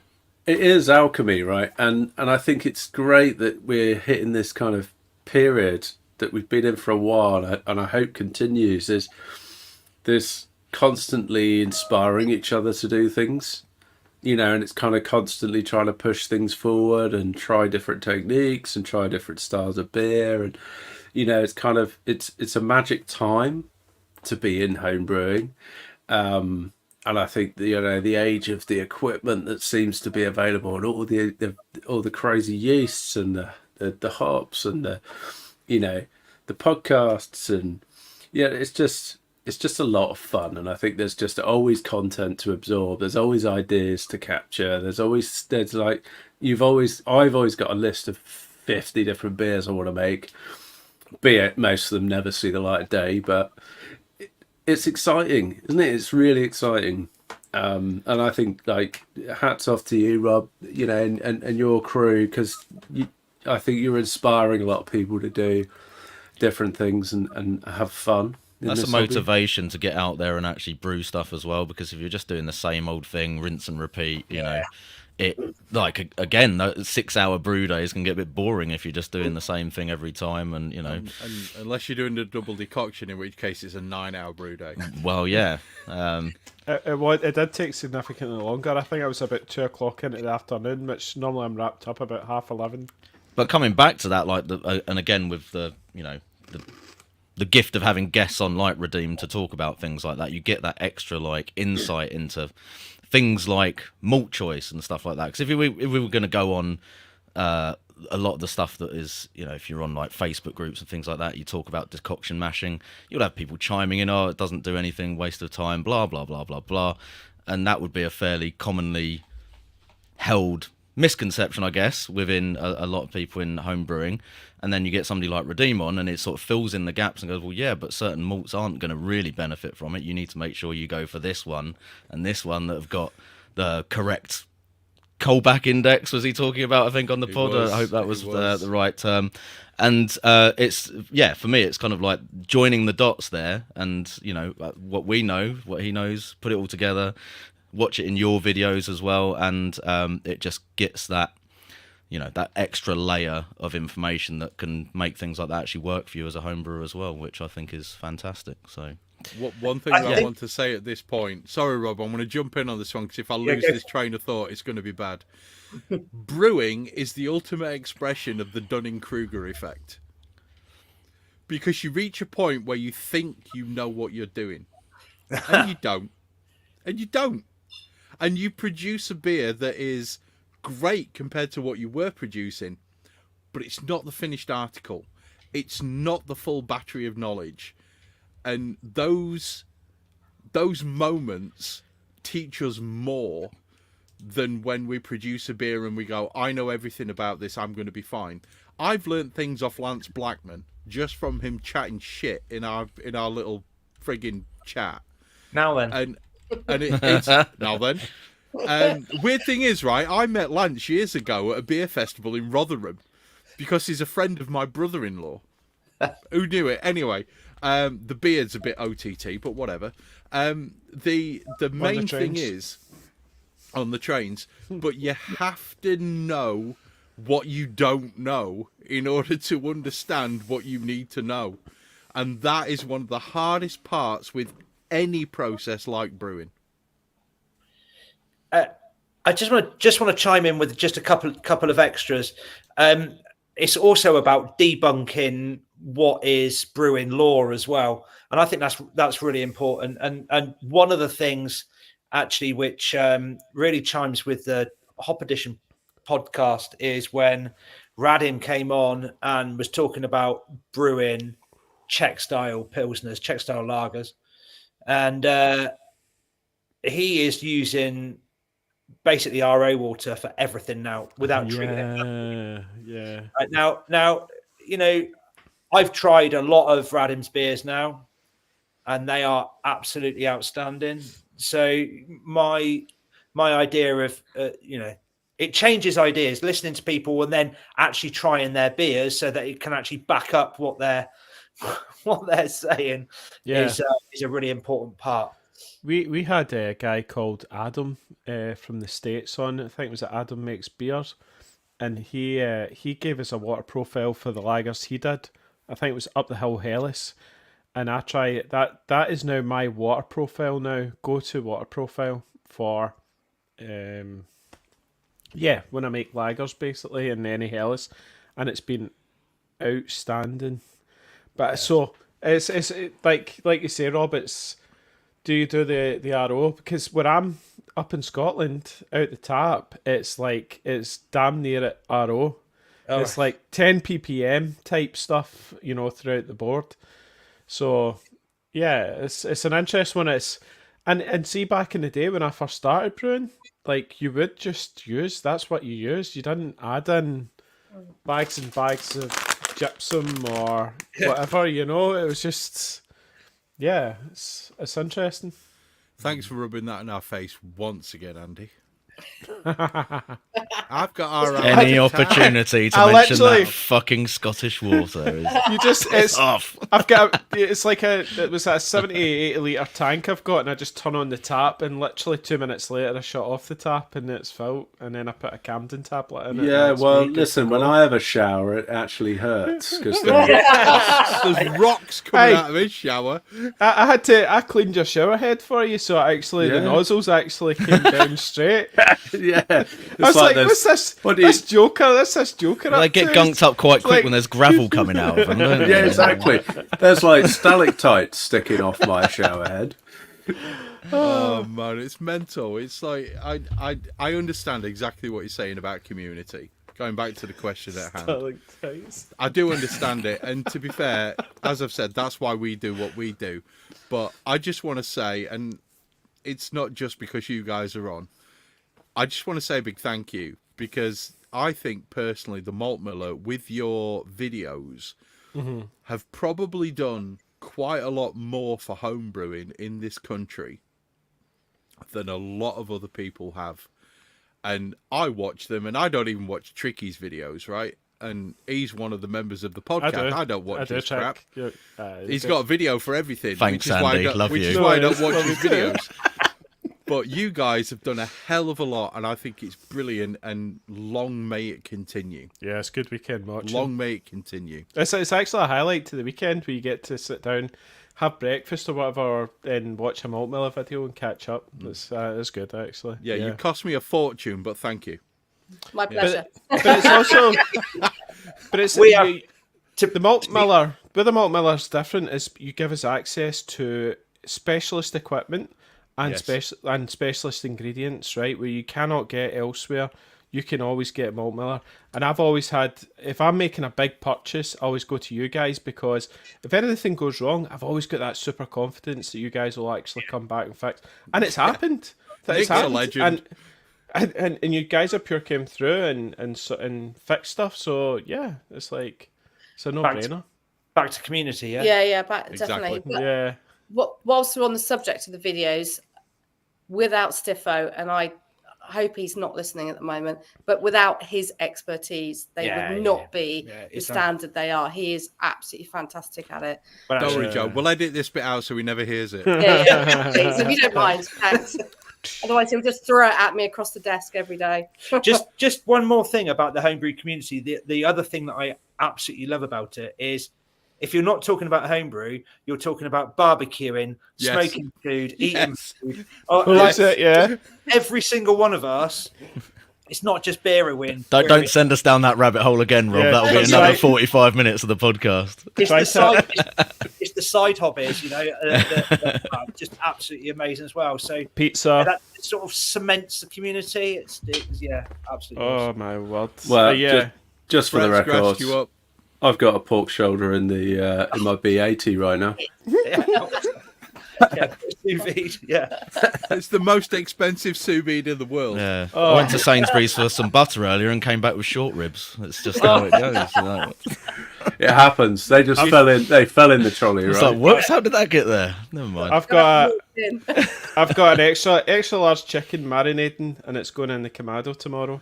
I'll be honest with you. nice. I can step one up from that. So we had a tiny little Kamado that I bought during lockdown, weirdly enough. And my wife, the woman who will not spend money on anything, turned round to me and said, "We need a bigger Kamado. Can you make that happen?" Wow. Yes. Not a problem. I can make that one happen. Was that like a Jaws moment? You're going to need another bigger barbecue. We're You're gonna gonna need need a a bigger bigger Kamado. barbecue. Bigger boat. Yeah, it's one of those things. It's like you get into smoking your own meat and barbecuing your own stuff and perfecting the rub for frigging pork shoulder, and all of a sudden it's like With a you're skeetes. down a rabbit hole. Oh, esquite. Have you never had esquites, Rob? I'm not sure. I don't think I have. Mexican Somebody street send Rob corn. the recipe for esquites. Jesus. It's just the best corn. Done. It's like, it's got what's the cheese? It's the Feta. feta and corn and mayonnaise and garlic, and chili, Lime and juice, garlic. don't forget Chili, Coriander. and Coriander. jalapeno- You can't and forget the coriander. jalapenos, and it just cuts the fat on any sort of big fatty like ribs or brisket or anything, and you just put that as a side dish, and it's just Oh, yeah. my missus goes the mad for it. Side dish. Yeah. My missus is just actually, it's like, it's her favourite. Well, It's all I'm, Chris. Eat that by the spoonful. It's Yeah. great. well, I'm doing pulled pork, ribs, esquites, tomato pie, Tomato tomorrow. pie. Tomato pie. You've never which had is tomato pie, Joe? DJ Barbecue's That's recipe. the other ultimate vegetable yeah. based side dish. Oh, okay, yeah. Dunning-Kruger in full effect right now. You didn't know that you needed it, Joe, but we're telling you that you do. I'm gonna post No. both of these recipes to the chat so everyone Nice. If can. you've not got an uni pizza Find them. oven and a Kamado, then I think they've Get gone it one up sorted. from Uni, though. I think they've gone... They is got a it Gosney? Have you got a Gosney? No, it's Reiki that's No, got the Reiki Gosney. has. No. Yeah, No. yeah. We've Yeah, but he's got a 300 horsepower Mini as well, so... Yeah. He was posting about that I one think on Steffel's Facebook, got and I'm one looking as at well. it going, I recognise that Mini. That's the one that goes stupid fast. Yeah. No, Steffel's we got had the... we had an awesome pizza oven in the old place, but Then we since moved. moving, we couldn't not, take it with us. No, 'cause we it was couldn't take it with us. It was brick built in. built. Yeah. We haven't, Rob- we haven't got Rob- around to doing it. Rob, why are you sitting here talking to us when you should be building a pizza oven? What are you doing? You take a look at yourself. Come on, sort it out. Get out there. Get on him, Joe. Get on him. Go on, Oh, knock up it's- some muck, Rob. Off you go. So, just talking about the videos that you guys did, and I don't want this to seem like we're literally just, blowing smoke up your ass, but it's one of the things that we wanted to talk about, because in a moment we're going to talk about our favourite episodes of the podcast, but of all the videos that you've done, of all the places that you've been, of all the people that you've spoken to, what would you say is your favourite video from the Malt Miller back catalogue? Oh, blimey! The one. Well, okay, yeah, no, I'll jump in. The one that I think that the one that as a team we're most proud of and what it's done for us was the Budvar series. Yeah, that's what I was going to say. Because just simply because of how in depth it went and the amount of information in there was absolutely outstanding. But my favourite one that I've actually done personally, I think, was probably Adnams. Because again, they were so massively open with information, and we learned so much, and in an amazing location as well. Absolutely, Your Verdant video was good as well. The which one? Verdant. Oh, yeah. I mean, it's that was such a privilege to. Yeah, I mean, it's really awesome. It's really difficult. It's really difficult to choose, but. Yeah, the Adnams was interesting because you were like, it's almost got this Belgian phenolic sort of thing going on, I think, wasn't it? It was the process of working out how to recreate something that you couldn't do with just standard off-the-shelf options that was really I think it was ended up being, the best one was actually wrangling the yeast from there. Yeah. And that was the best way to do it. And then it's like, oh, how'd you do that? They used to put live yeast into their mini kegs back in the day, because I remember when I first started out, I got some out of a Ghost Ship keg, and it was great. It was great yeast, but it went like weird after 2 generations because it's a mixed blend, so you couldn't keep going. You can't the attenuative one just took over, and then it turned into pretty much a Nottingham-esque, really dry kind of yeast. But mad. Anyway, it was superb. That beer and trying to clone it is almost impossible because it's so different. The cask version is so different to the bottled version. So like what are you actually going for? The Adnams also use a lot of inverted sugar as well, don't they? No, nothing at all nothing at all in Goat Ship. No. Because they've got broadsides, the other one, isn't it? Yeah, broadside stronger and fermented at a higher temperature, which again brings out a different flavor profile within the yeast. All right. So it sounds to me like you've had some absolute bangers that you've done, some really good videos. I liked your Verdant one, but I also really liked the brew off where you guys, the three of you, did the no, it was the one that you released not too long ago where you did a smoked beer and oh yeah, that just listening to the tasting from that with Oktoberfest was so good. It was so good. And I'll be honest, I'm pissed off I never got a can of each of them. You know, but yeah, it was such a brilliant, in-depth, deep dive into the flavour profile of all of them and where you think you went wrong. It was a true analytical sort of moment, which I just love. And to be fair, based on the tasting profiles, I still think Stiffo won. It was certainly a really good beer. That was a really interesting one because of how long that one was between brewing and tasting. You know, we don't normally do things that sit there for so long, so that kind of had a little bit of a different edge to it as well. Which was nice. That was cool. That rang with me as well because you were talking about, see, when I do a second brew of a beer, I always up the hops because I always think the bitterness drops off too much when it comes to those type of lager beers. And I've always kind of upped it a little bit. And you guys talked about that, how when you'd aged it, actually, it was the hopping or the bitterness had kind of dropped off a little bit. Yeah, definitely needs taken into account. Yeah, definitely. I'll be honest, I listened to your talking about the bitterness dropping off. And that's something I've taken into account for quite a while, and I just assumed it was a normal thing that everybody took into account. No, because we're brewing to recipes, or we're saying, to style, it's meant to be 27 IBUs or something like that, and actually you're wanting to do maybe 35, so by the time it comes to it, it's down off. To it's tasting like a 27 or something. Well, you got to factor in the inaccuracy of like the measurement itself as well, because you might be thinking you're brewing 35 and the reality is it's you're brewing 25, like that beer that I sent off to get analysed by Brew Lab came back and I can't remember what the exact number was, but it was That was like one of your best it videos. was 20 performing, something. It went really well, yeah. But, Yeah. Because everyone's like, I want to know how crap my numbers are for homebrew. But I mean, it was within the interesting thing was it fell into the range that was actually more appropriate for the style than what I brewed it at. Yeah. And again, as we've been saying, that followed on from me sort of thinking, well, I feel like I need to brew a little bit out of that range in order for it to, for my perception, to be where it needs to be. And the data sort of backed that up. In fact, it backed it up more than I expected because it was kind of towards the bottom of the range. So it was like low 20s rather than mid 30s like I was expecting. So I watched that video. There's something to that. Well, it was very sciencey. So it was. That's why I watched it. Thought you might watch that one. Yeah. Just in case anybody's drinking along, this beer, the Flotzinger Weissen Again, Marzen. mine's nearly gone. Oh, boys, we need to post more regular updates. Great. This is such an awesome beer. I'm gonna skip it. I'm gonna skip it, and I'm gonna join Rob on the smoked beers. And I'm gonna crack. Rob's hitting the smoked beers. Oh, I don't know, but I'm gonna crack the.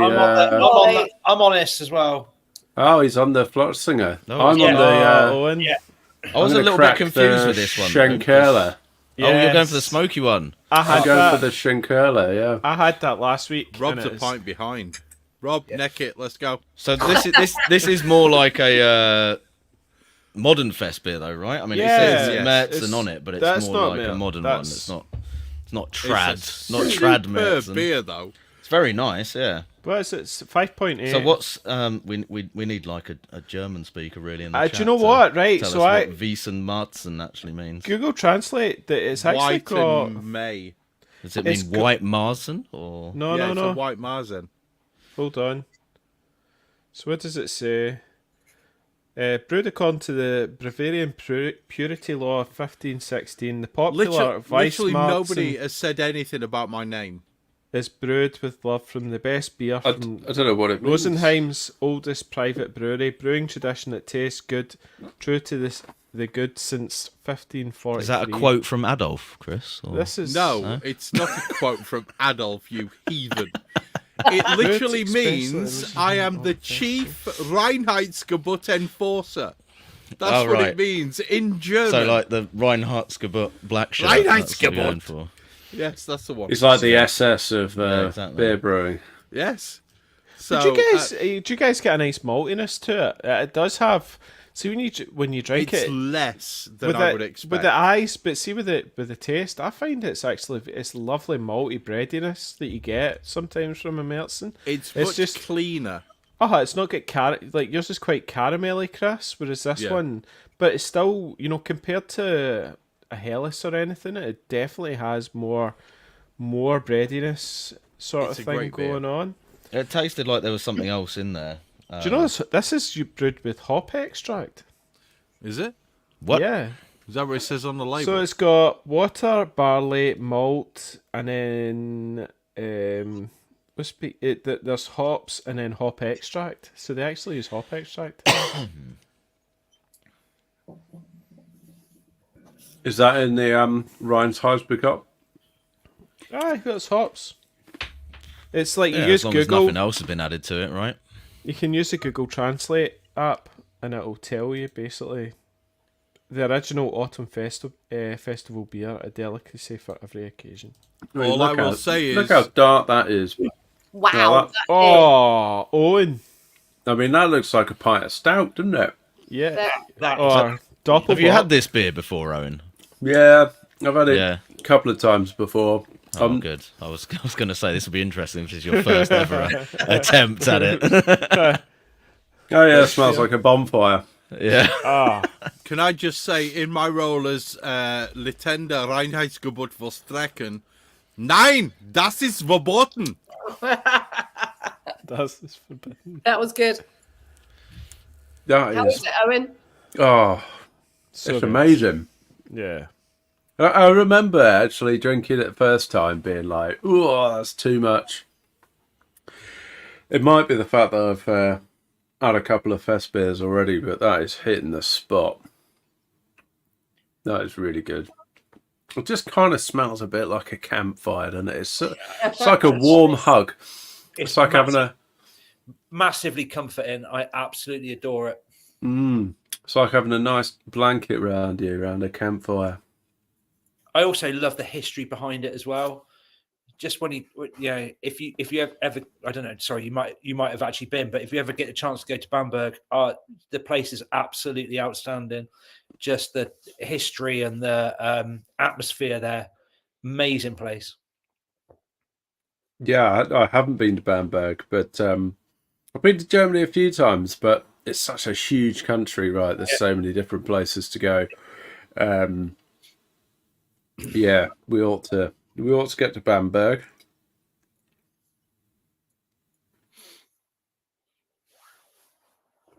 Right, I'm going to Google Translate because I want to read the back of the bottle.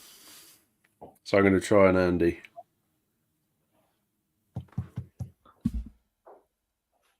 Yeah, that did not work. You go translate. There's a translate button on it, Owen. Translate. Because otherwise it'll do a Google picture search on it, and there's a button that says translate. If you're using a Google app. Yeah. It seems to have only translated it into unusual looking German. Nice. Really helpful. Are these results useful? No. No. Oh. Hold on. No. It thinks it's French. Yeah, it's Google, not French. You absolute moron. Ah, there we go. Now we change German to German. It says historic smoked beer brewery, Real Shalenka. Smoked beer brewed in Bamberg according to the old customs and traditions, cooled and stored deep in the mountains as a particularly tasty elixir of life, and is served in an ancient house already mentioned in 1405 and now called Schlemenfeller. Although the brew may taste a little strange at first, don't let that upset you, because you will soon notice that your thirst does not subside as your well-being visibly increases. Well, I reckon my well-being is visibly increasing. There's no going back from that one, Owen. That's the smoke No beer, going right? Yeah. Rausch. And I think you can only drink that in massive gulps for some reason. Yeah, it's not a sipping beer, mate. It's not a sipper, is it? Get it down you. Yeah, that's getting smashed. Down, you get on to the next one. Yeah, that's getting smashed. Rob, you might know, what is it they use? Is it beach smoked malt? Is it Rausch malt or whatever they call it? Interestingly, so Weimar are based in Bamberg, so you would automatically think that Schlenkler are using the Rausch malt from Weimar, but actually they're not. They're smoking their own malt. Yes. So in house, really? What do we know? What wood they're using? No, I don't know. But it actually, that smoky like ham sausage like thing does definitely have beechwood vibes to it, doesn't it? I think, but that's okay. So with the smoke malt, there is big differences. So the two that are sort of readily available for us here are the Weimar product and the one from Best Malts, and they are so vastly different. The really, massively different. I mean, I've never really explored the different options as far as smoked malts go, but I'd obviously have to. Yeah, the difference between those two malts is huge. So the Best Malts product is massively smoked ham flavor, where the Weimar product is aromatic bonfire type. Right.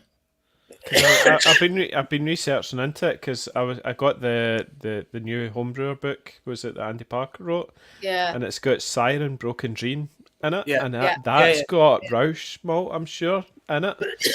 So I've been doing a little bit of research, and because we were chatting, I think me and Owen were talking about this beer, and I'd had it as well before. I'm like, oh, this is because I'm right into my peaty smoked whiskies as well. So, and having it in beer format now, I'm like, oh, this has piqued my interest, sort of thing. So, I'm kind of researching, should I say, into it, and that's why I was kind of probing on the questions on it. So, is that difference between those malts down to the smoking wood or process, or do you know any more details on that, Rob? Vireman are massively closely.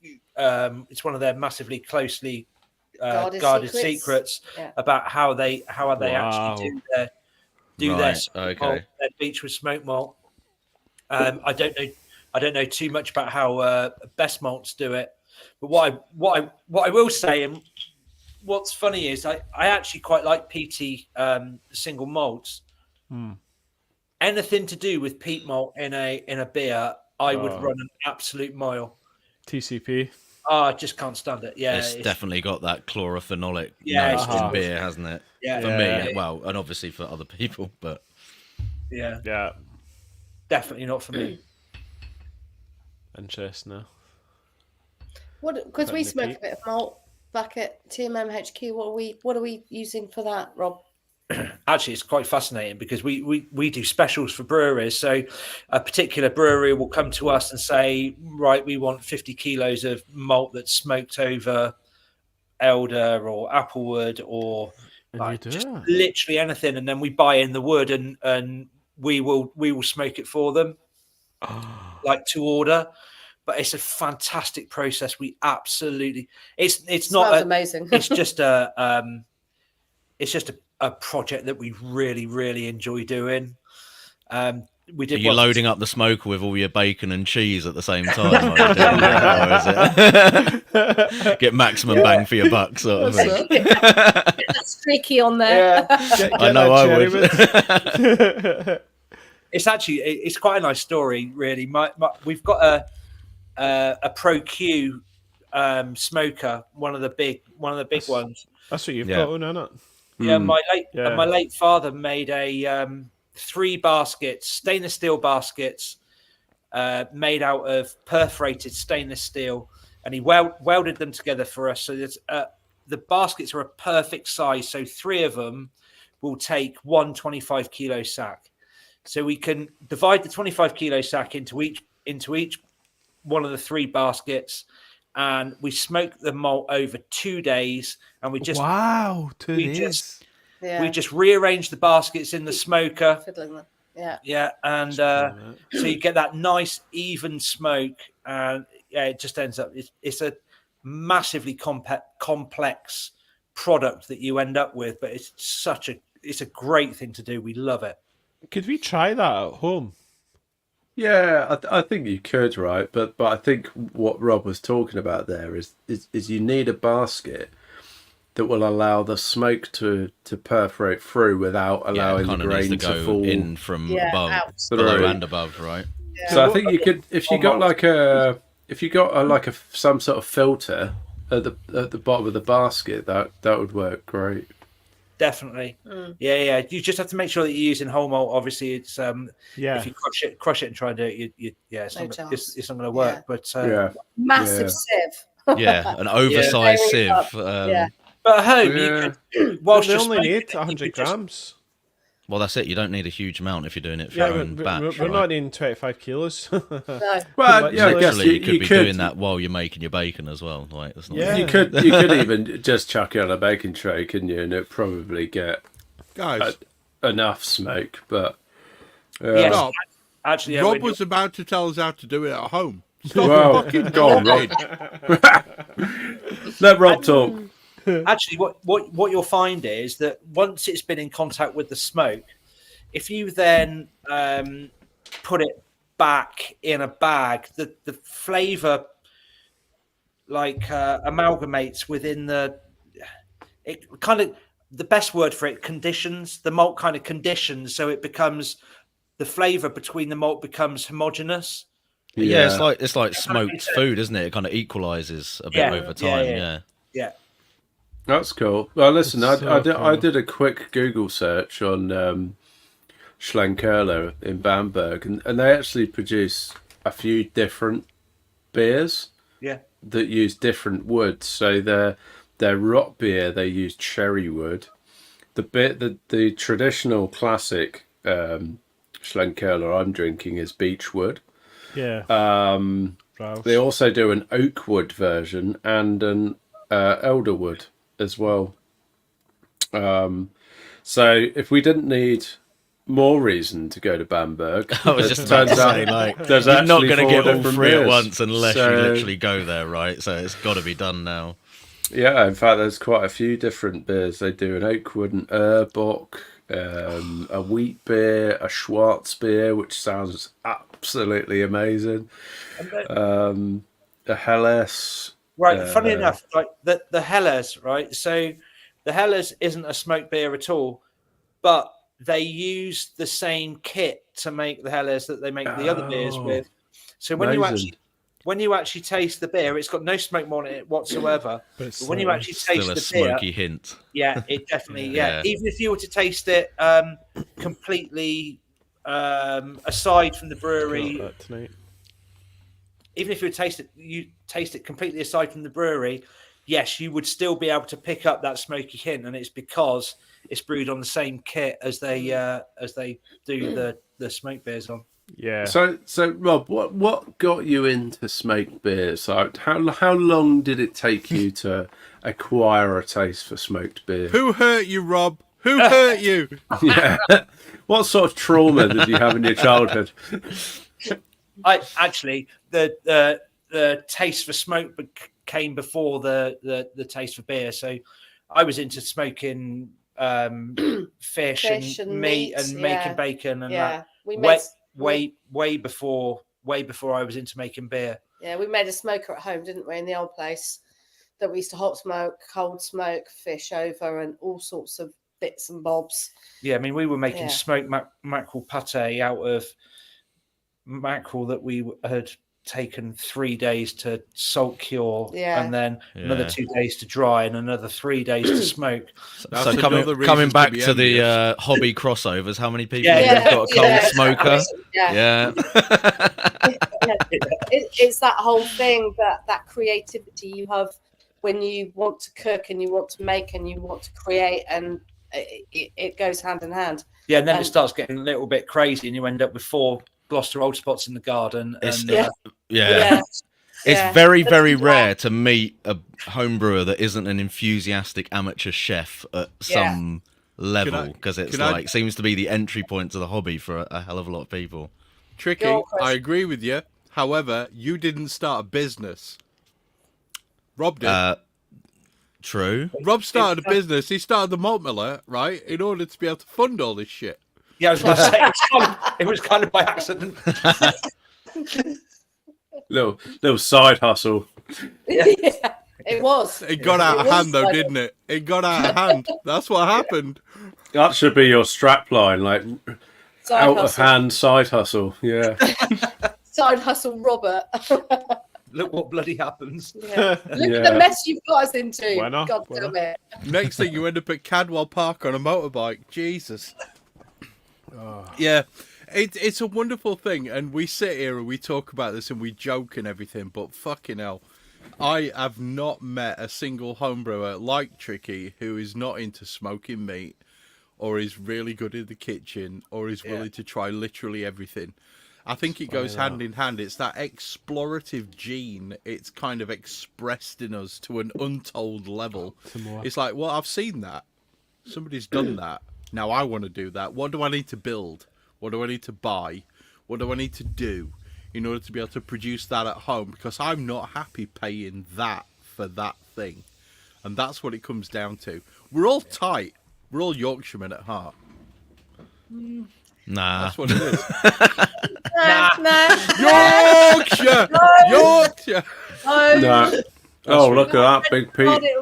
I was just getting my bottle of Lagavulin 16 out, because that's about as peaty as you get.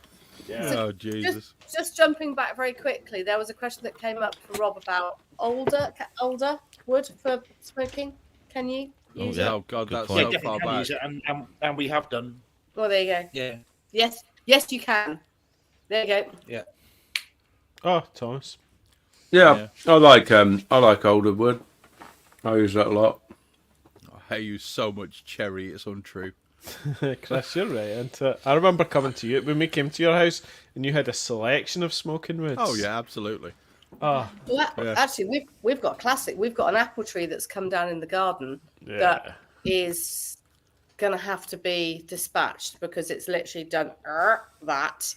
And that's going to make some amazing smoking wood, isn't it? That's I going to be guarantee you, on the day when that tree went, you went, oh no! Oh shit, we're going to smoke this now. He was already greasing the chainsaw like, as it fell over. Come on! There was a discussion, and There wasn't a discussion. There was a discussion because I said we could just coppice it right back, get it back up right because it's not the root out, it's the hilly out. I'm like, we can rescue this tree, and this one wants to cut it down. That was never going to happen. It's going to be smoked. Yeah. I've got a cherry blossom. It's going to a better place now, Rob, isn't it? Cremate That's exactly what you want. Now, Trimmed. let's move this on because we could sit here and talk about smoking meat literally forever. Cigars and We're going to have to like- start another podcast which talks purely about smoking meat. Oh. That's our next venture, guys. Ron's talking about smoking cigars and drinking Lafroig, and that just sounds absolutely epic. And he doesn't even like smoked bacon. Ron, what is wrong with you? Rod is an absolute fucking legend. Yes. He literally, he did industrial level excavation in his garden to build his brewing shed.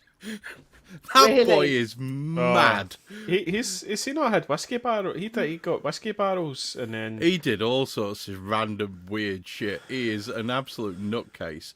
So We've done the same. We've got old whiskey and brandy barrels, and we've cut them up. We've taken the staves off, cut them all up, and used them in the brewing process. And we used to sell them. yeah. what else are you Yeah. going to do with them? Just before we move on to the next bit, I think it's time to give some thanks to people. I want to give a huge amount of thanks to the guys who sit in our brewing group. So we have a like a chat on Facebook, and I could name everybody who's in it, No, but to top be honest, secret. it would take too long. There are so many people who sit in that brewing group who sit and just talk brewing and honestly not porn, who talk like random shit all Niche day. porn.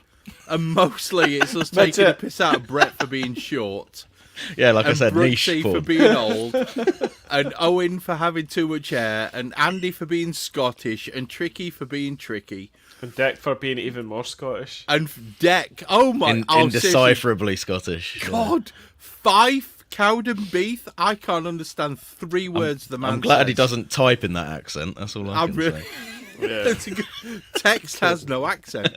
However, these are all amazing people, but I want to give some recognition to a few people. Patrons, Okay, man.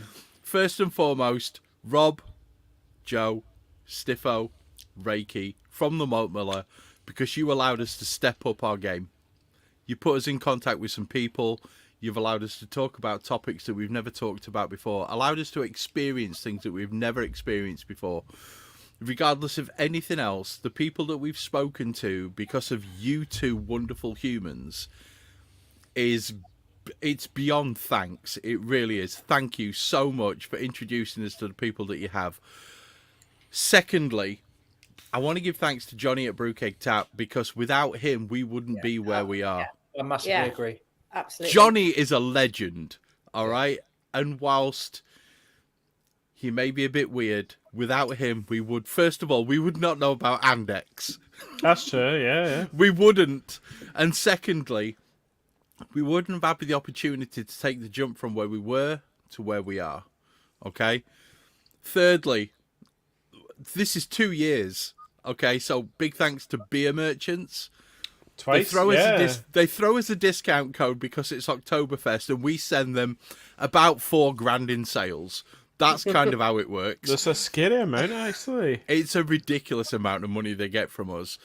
Andex was gone in about 10 hours after We that. actually, went yeah, out. we managed to sell out the Randex. Did you hear about that? So when we first announced the discount code on beer merchants, there was a load of Andex stock on their shop. The next day, Tricky, the absolute muppet that he is, forgot Yeah, to put he his order left in it. during the podcast. Had it all in the basket, ready to go, and then like went to sleep. We've Next all done morning, it. no more Andex. We've all Was done that? No. Gone. So I got it in Chris, the end. but Don't worry. Chris messaged them and they were like, right, we're going to get some more in a week's time. They were like, yeah, we're on it. It was brilliant. So, massive thanks to those guys. To all our guests who we've ever had on a podcast, regardless of anything else, you have all given us knowledge and experience and little tidbits that have improved our brewing, and also given us this wonderful this not just a blinkered view, but this wide view of everything to do with brewing and beer and the hardships of being a commercial brewery. And Jack from Baron Brewing, big up your bad self, man, because you taught us so much in 3 hours. Damien from Emperors, I swear to God, that guy should be on medication. He's that mad. But he is an absolute legend. And I want to do one which isn't on here before I move on to our long-term listeners and Patreons. You three guys who I do this podcast with, right? Andy, you're tight, you're Scottish, your beard's weird, and you've got a receding hairline, but fuck me, you're an awesome human. Still there. Tricky, you're already bald, but my God, are you willing to go the extra mile to make everything? Owen, I'm jealous of your hair. You're an awesome human being, and your organisational skills are beyond doubt. We make an awesome team, the four of us, as everybody constantly tells me. And I just want to give thanks to you guys, because without And we illustrate the 4 stages of baldness as well. So it's like, it's completely an infographic for everyone. It's awesome. It is. I'm glad to be at stage 1. Yeah. Yeah, and we all hate you for it. Still clinging on to the full mop. Good work. I was looking at photos last night. In 2005, my hairline was down about here. It was touching your eyebrows, right? It's now up here. It was nearly 20 years ago, Andrew. Yeah. Exactly. I don't need to go that far back. It was basically after the first child was born. It was gone. Bye. And the rest of it's turned grey. We have had some amazing people on this podcast. And we have some listeners who communicate with us on a regular basis. Brooksy, Brett, Grandad Graham. All right, all the people who we talk to on a regular basis. I'm sorry if I haven't dropped you. Graham's 497 years old. Cut him some slack. But we have some people who listen to us on a regular basis. And honestly, those people feed back to us what they like and what they don't like, and we just evolve. And it's a constant, never-rolling improvement that we have. All of our Patreons, all of our long-term listeners, and Owen, you had somebody who messaged you or who you spoke to at your brewing, like homebrew club, who said that they just discovered the podcast and they listened to every episode in the space of about 3 weeks, wasn't it? Yeah. David Goddard, who's he's a great lad. He's in the process of setting up his own brewery. I met him at Love and Beer, actually. Top chap, yeah. Really, really lovely guy. Trapped Under Ice Brewery, I think. Trapped Under Ice, yeah. Yes. Follow him on the socials. Keep your eye out for that name. And his wife Claire. They are lovely people. So we have all these guys who've listened to all of these podcasts, and honestly, a lot of them, I swear to God, we were drunk and talking bollocks. We really were. But the bottom line is, we seem to have helped people with what we've talked about by teasing the information that we have out of our guests. And obviously, the ability to just be able to chat shit is my main skill. In the pub. But it's literally 4 blokes in a pub sat down having a conversation, and I swear to God, if we weren't doing this podcast and we lived closer to each other, this would happen on a weekly basis regardless of whether or not it's being recorded. Yeah. And that's the best part.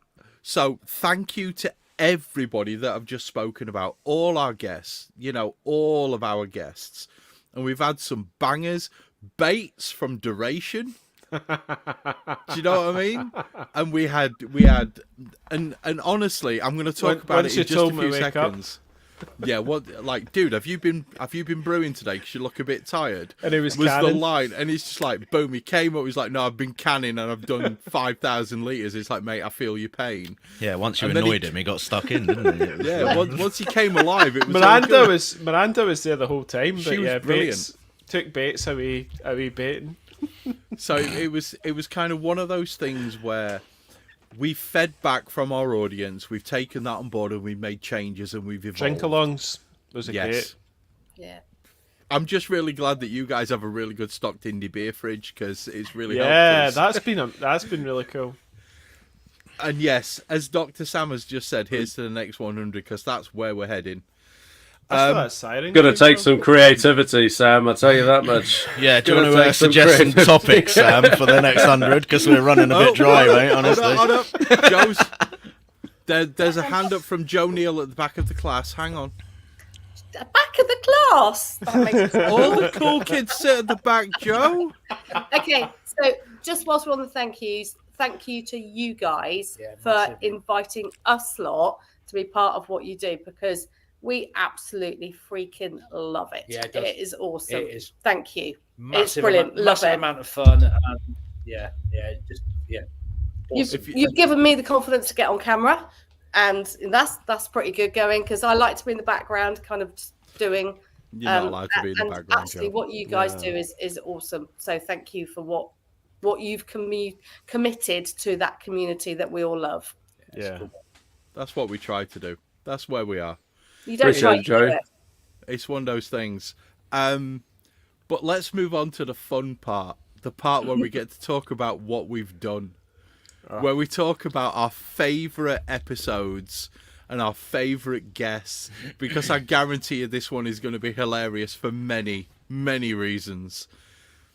Andy, what's your favourite episode that you've ever done? I'm picking on you first because you're Scottish. Oh, well, do you know what? So because I'm Scottish, right, I do like a good bevy, and I remember Matt Dutton from Track just sent us, like, it was like one of the first times we'd ever got, like, the brewery just sent us all their beers, and it was like, here's double two of Not everything. just the beers, it was all dippers. It was an entire box of double IPAs. We literally spent the whole night just getting absolutely blitzed on, like, I'm not even joking, it was like the best beers you've ever had. It was those moments how we talk about how do they do that? How do they pack that much juice into something?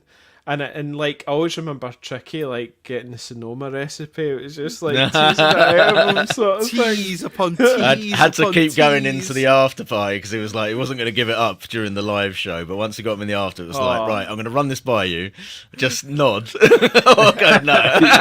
There must be some sort of theme, because my next favourite was obviously when we had Emperors. Damien. I can see where you're going with this, Andy. He's like, And where Damien did all the sent free us- high-strength beer come from? Yeah, that was my favourite. And then that one, and then that one. Oh, but we've had some great episodes, like you say, like when we had Duration on, or it's just been those sort of knowledge ones where we tease out all sorts of things. Even Maverick brewing, where absolutely. we had Hoddy, and Hoddy gave us the 5 grams per 23 litre batch of, just using salt, sodium chloride, and a beer sort of thing. It was just all these little golden nuggets that we've been pulling out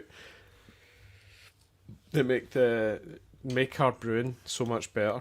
That's exactly why when I say we've increased people's brewing skill by a measurable percent, it's because of all of these golden nuggets that we've pulled out of people. That's what it is. Chris, sorry, just another one was obviously when we had Budvar on, and they obviously sent us a whole load of free stuff. I mean, as well. the free shit was amazing. However, I'll be honest with you. The theme continues.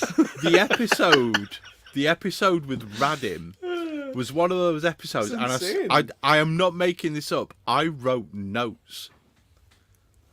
During that episode because that man has so much brewing stuff in his head. It was just epic to be able to just, right, so I'll try that. Oh, I'm sorry. What was that, mate? Yeah. Oh, okay. I'll try that. And that's exactly what it was for the whole of that episode. It was awesome. Yeah, but actually, my brother now buys Budvar whenever he's out. He's always send me pictures, pints of Budvar that he's managed to find and all that sort of thing. He's been converted. Yeah, he has been converted.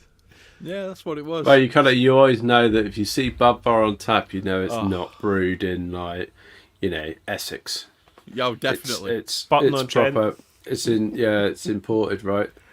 Owen, go. Guy, so many to reflect on there. 100. Did you know that you guys recorded the very first podcast 4 years, 9 months, and 15 days ago? I do know that because it's in the notes. But yeah. look, Tricky. I did such a good job to make it look like that wasn't. That was an amazing segue, and you just fucked it up, didn't you? Totally fucked me there. Sorry, Tricky. I just totally torpedoed that one, didn't I? You did. Two blokes in their sheds. I just blew it out for gags, but yeah.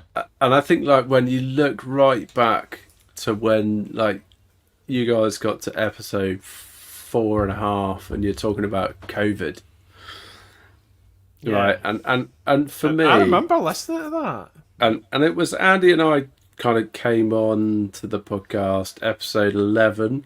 It was when Tricky had was a baby. Andy joined, which was the one with Scottish Tricky, and you guys talked about electric brewing.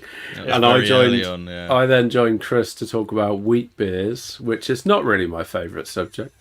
One of my favourite episodes. I don't know about you guys, but we had a lot of fun, right? We had a lot of fun making that, and one of my favourite episodes was the one after that, which was 13. Unlucky for some. Was when me, Andy, and Chris came together. Oh yeah, and we did a Q&A episode. I think it was the first Q&A episode. It was the first ever. So we went out to Facebook and asked people kind of what do we want to cover. And I think that went on for about 3.5 hours. It was ridiculous. And it was just so much fun. And I think by the end of it, we were probably Is that the one you were shouting beauty dash at the end on? No, that was the Christmas special. Yeah, I mean, we're going to build to the Christmas special 2020. I think we can all agree we had some steam to let off Christmas 2020. Yep, a little bit. Thanks to that, white-haired bellend that was our Prime Minister. Not you, Rob. Not you. But I think when I talk about different bell end, Rob, different bell end. It's fine. When I talk about bell end. Fucking hell. He's back on the smoke beers, I can tell. Oh, he was it. He's What are on you the drinking, Rob? smoke What are you beers. drinking? Come on. No, he's on the shellac. He's on it. Oh, spat. Shinkirla. Good man. Remember to gulp it, mate. Remember to gulp it. It's not going to last long. Chug, chug, chug. Mine's gone already. But when I look at the guests that we've had on, I personally, I really enjoyed the one with Jimmy from Unity because I got to go and set up in the brewery and hang out with him and it was a different experience. Kind of sat right next to him. Just you got conflux out of him, Owen. You were the reason why we all got conflux. Oh, the straight full-on recipe, the actual recipe, which was amazing. Nuts. Matt Dutton from Track, he was incredible, and just the amount of knowledge and how candid he was in terms of sharing his knowledge, but also the fact that he sent us 8 cans of Dipper definitely helped. Jack from Baron, Jack was great, and I maintain he is a brilliant human. But just chatting shit with Jack and having a laugh about cat piss and the names of his beers and and the fact that he's running things on his own and then he just started out, that was a lot of fun. That was cool. Yeah, there's so many. Alison. Alison was Crafty great. Maltsters, that I was loved great. that episode. That was Did you so listen to that one, Rob? No, that one completely went over my head. That you need to listen to that episode. Yeah, because she set up a good one. It was like a craft maltster up in Scotland.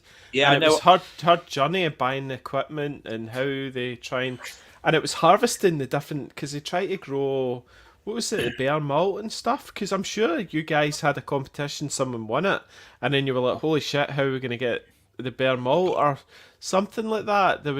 I'm sure there was someone that used this bear malt, and then it was like, we can't use this stuff because it's impossible almost to get, sort of thing. And Alison told us about how her husband, it was like he hated it because it kept falling over, and it was an absolute nightmare to harvest. Her knowledge, Alison OBE, actually, her knowledge is absolutely incredible, and we've had a few conversations with them about supply and bits and pieces. But I think that is a video in the making, because that would be awesome. Yeah. Yes. It was great hearing about it on that scale as well, and that sort of like from beginning to literally setting it up in that sort of time scale and everything else. It was really just so much stuff that we learned from doing that you wouldn't get from just talking to somebody who was one of the big names in malting already. They're the farmers. Yeah, it was literally like, field wow.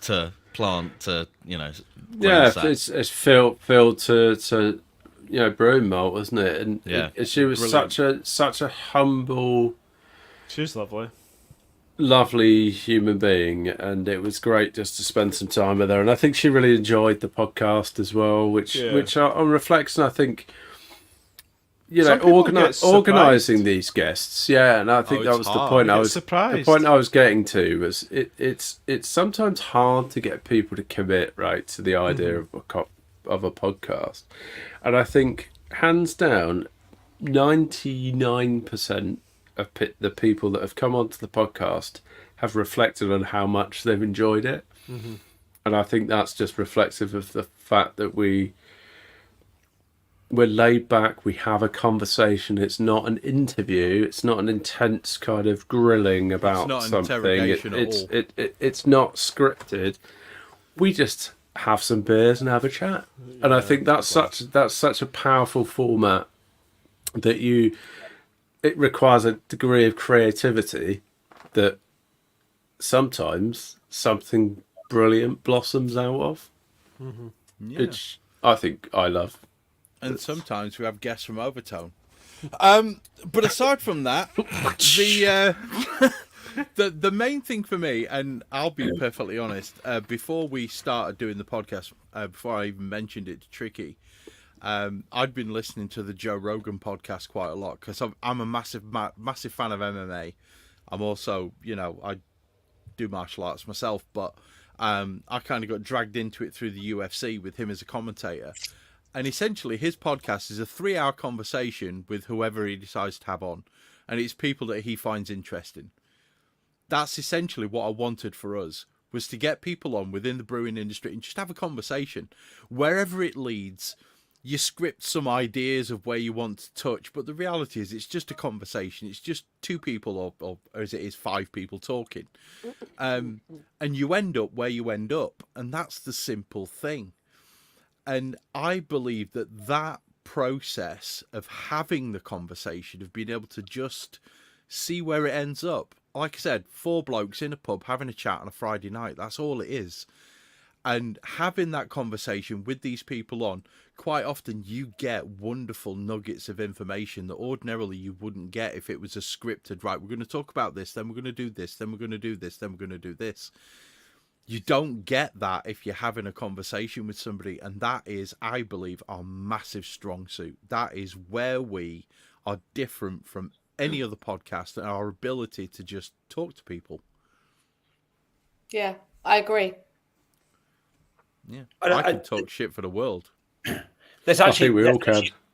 There's actually a few bits that I'd like to add to that, because my favourite episode actually was the one where you had Will from Charles Ferrams on, and we had Charles Ferrams had facilitated us sending you the CF302, which was in massively tiny supply. You brewed beers, sent them to Will. He tried them, and we had flavour wheels. Some of the actually the we had graphs. There was graphs. Rob. The outcome was way more than the sum of the parts, because it allowed Charles Ferrams to be able to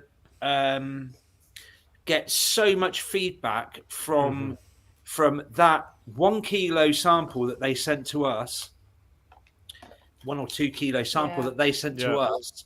And actually, that's where you realise that homebrew and the commercial world is like completely and utterly intertwined. Absolutely. Yeah, and I think as far as the input of like, because essentially we had the beer that you guys did as well with that. So there's probably, 500, 600 grams of hops maximum investment from them into that episode. 500, and half kilo. Not just, bigging ourselves up or anything, but I felt like we gave them something with that episode that was probably much quicker, much more valuable, much more varied than what you'd get from sending 500 grams of hop to any brewery commercial elsewhere that they could have done. So if you send 500 grams of hops as a sample to a brewery, it sits in their cold store forever. They never ever do anything with it.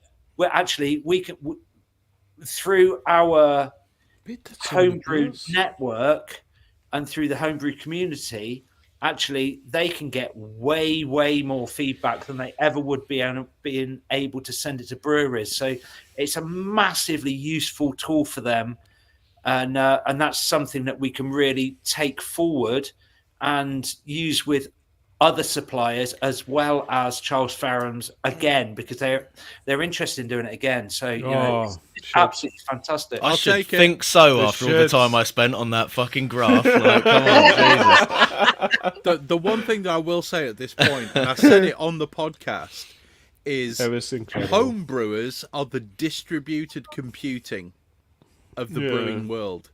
We have the ability to take a small batch of something, turn it into a beer, send it out to people. We can throw up a podcast, get them on, and talk about it. Tricky, with his wonderful ability to produce, what are they, spiral graphs, whatever they are. Radar charts. Radar charts, that's the fella. You pull them to, I don't know, I'm a chemist. It's kind of crazy how they all kind of... Yeah, it was. But we were talking about it, and we answered it, and we did the little questionnaire that Tricky had, and we pulled it together, and we showed him that data. And that was real data. There was no bullshit. It was real data. Yeah. That's what we want, and that's the power of distributed brewing. Yeah. And that's, I mean, one of the next things we're going to talk about is our top 3 podcasts and all that sort of stuff. And I believe we were talking about that before we went down this wonderful. Well, we are. That's what I've not even done my best episode yet. Let's not skip ahead too far. But... we're not going to, Tricky. So I haven't done mine either. All right. But you, I mean, feel free. Do your 3 best, because I believe that's what we're talking about. Everyone's pretty much talked about all the ones I would have named anyway. So I'll just sort of like step a few stages back and also say thank you, Chris, for suggesting the idea in the first place to actually do the podcast, and so therefore episode 1 will be a favourite because that's where it started, ground zero.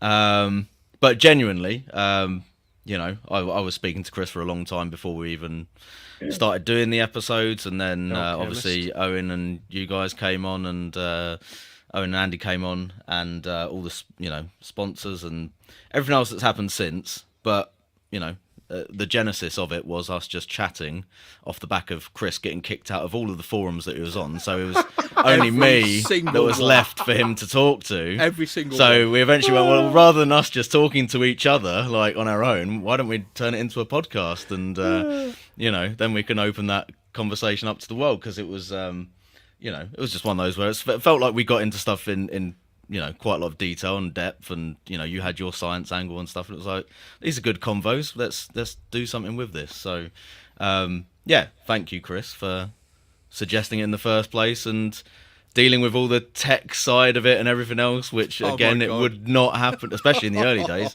Jesus Christ, some of that stuff was just ludicrous that you were doing. It was ridiculous, yeah. Why didn't we just start with StreamYard in the first place? But I don't know if it was you too expensive for us back in the day, mate. That's true. And I mean, not to just repeat what everyone else said, but obviously the track episode, for reasons that I won't go into because everyone knows I'm a massive fanboy. I loved the episode with Jack from Baron because I just thought he was the straight on our sort of wavelength instantly with the banter and everything. That was great. And again, coming back to what Rob said there, the Will Rogers episode, just for I think in terms of an episode where it was like the impact for everyone involved, and we all did beers for it, and it was just brilliant. Like, I felt like there was an outcome from that benefited the guests, us, everyone listening. I want to do more of that if we possibly can going forward. So that Andy Patterson was a great one. Did you sort that one out, Tricky?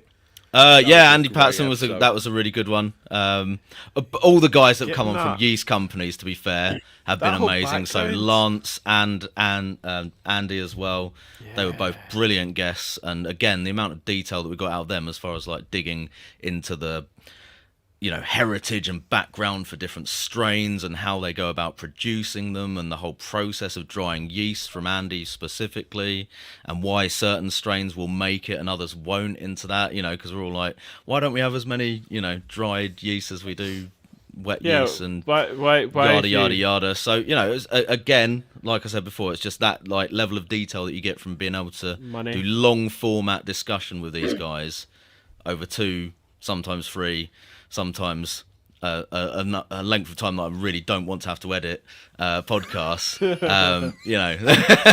It's great for the detail. So, but anyway, that's all I've got to say on that. So, I think that there were a few episodes that really stood out for me. Number 1 was the water chemistry. Number 4 that we did, and that was an episode that repeatedly, consistently, and just on and on and on, I get people messaging me saying, do you know what, I never understood water chemistry until I listened to episode 4. And my first reaction is, holy shit, you made it through episode 4. Secondly, is your dog dead? Because a lot of people, and Joe and Rob, you might not know this, but we're very popular among dog walkers.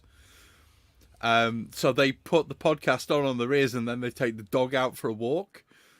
And episode 4 was, as near as makes no difference, 4 hours. I dread to think what shape those dogs were in when they came back from that walk. Because shaking, honestly, I'd imagine. That's quite impressive. That's the kind of walk that'd make a Weimaraner and a the other one, the Wiesler, like lay down and take a nap. They're just incredible episodes. But we talked about everything and we went into so much detail. But the way in which it kind of informed people of how correctly to interpret your water chemistry and the effects it was going to have on your beer, that was a big one for me. But as far as my favourite guests, the first episode that we did with you guys from the Malt Miller, where we started off and we kind of pretended to have missed the intro, and then we did the intro and it was like the big Malt Miller reveal and everything. That for me was a huge thing. Because being able to tie up with you guys, who I quite honestly believe are almost the messiahs of the homebrewing world, with the way in which you pitch everything towards the home brewer and the way in which you make everything accessible and available, and more importantly, explainable. Like the ability to understand what something's going to have, that's a huge thing for me. And I can't thank you enough for what you do, because really, without you guys, I probably would have quit homebrewing after a while, because I had Morley Homebrew, who had 7 months old malt on their shop floor that had been kept at room temperature, and hops, I don't even want to explain what was wrong with those hops. And then I found you guys, and it's like, well, this stuff's fresh. Oh my God, this works. So huge thanks to you guys for that one. Plus, Stiflo's face when the camera actually went on was a wonderful thing. So you guys, amazing. top quality. Lance Shaner for the first episode, where we were talking about yeast and the actual effect of yeast and the way in which... The haze gene. No, that was the second episode. Was that haze? Right, okay. But watching Tricky's face, which I do on the regular, because I'm a scientist, I understand this stuff, and Tricky's not. And watching when Lance started dropping codons and genetic splicing and all the other bits about the Tricky, didn't have a clue what he was talking about. And I'm like, yeah, I get that. All right, yeah, I did that. Yeah, that's my degree. Yeah, I've got that. And me understanding everything he's saying and Tricky, it was probably something like this. First fucking clue. That's what it was. But it was a wonderful thing for me. And then the episode with Charles Farron, where everything that we've tried to put into place over the previous 92 episodes, I think it was, because I think they were episode 93. I might be wrong. Chris, this is the one where I actually put, 10 grams of Simcoe in it, 60 minutes, you and fucked the whole thing. But the laugh joke, because he deserves it. That's got to be quote of the day, night, week. 10 grams of Simcoe and fuck. Yeah. And that happens a lot with Simcoe. It's a shit hop. But the main thing for me was going. Literally, Brooks is just that you've nicked my line, you twat. Right? We went from basic podcasting, from us being able to talk about things that we've researched, to being able to give something back. That's what that Charles Farron episode was for me. It was giving something back. Being able to do those brews, being able to send them to somebody, being able to give our feedback and being able to say, do you know what? This is a good hop and we like it. And for them to take it on board, that was a huge... I'm a very emotional person, and I have no qualms whatsoever in saying that after that podcast, I went inside and I sat down on the sofa with my wife and I had a tear in my eye. Because it was, we've actually done something measurably good for the home brewing community. It was a huge moment for me. So, for me, those are my three favourite guests. Having you guys on for the first time, having the Charles Farron guys on, and just generally being able to give something back. It was a huge thing for me. You're such a generous guy as well, Chris. I just want to highlight this, right?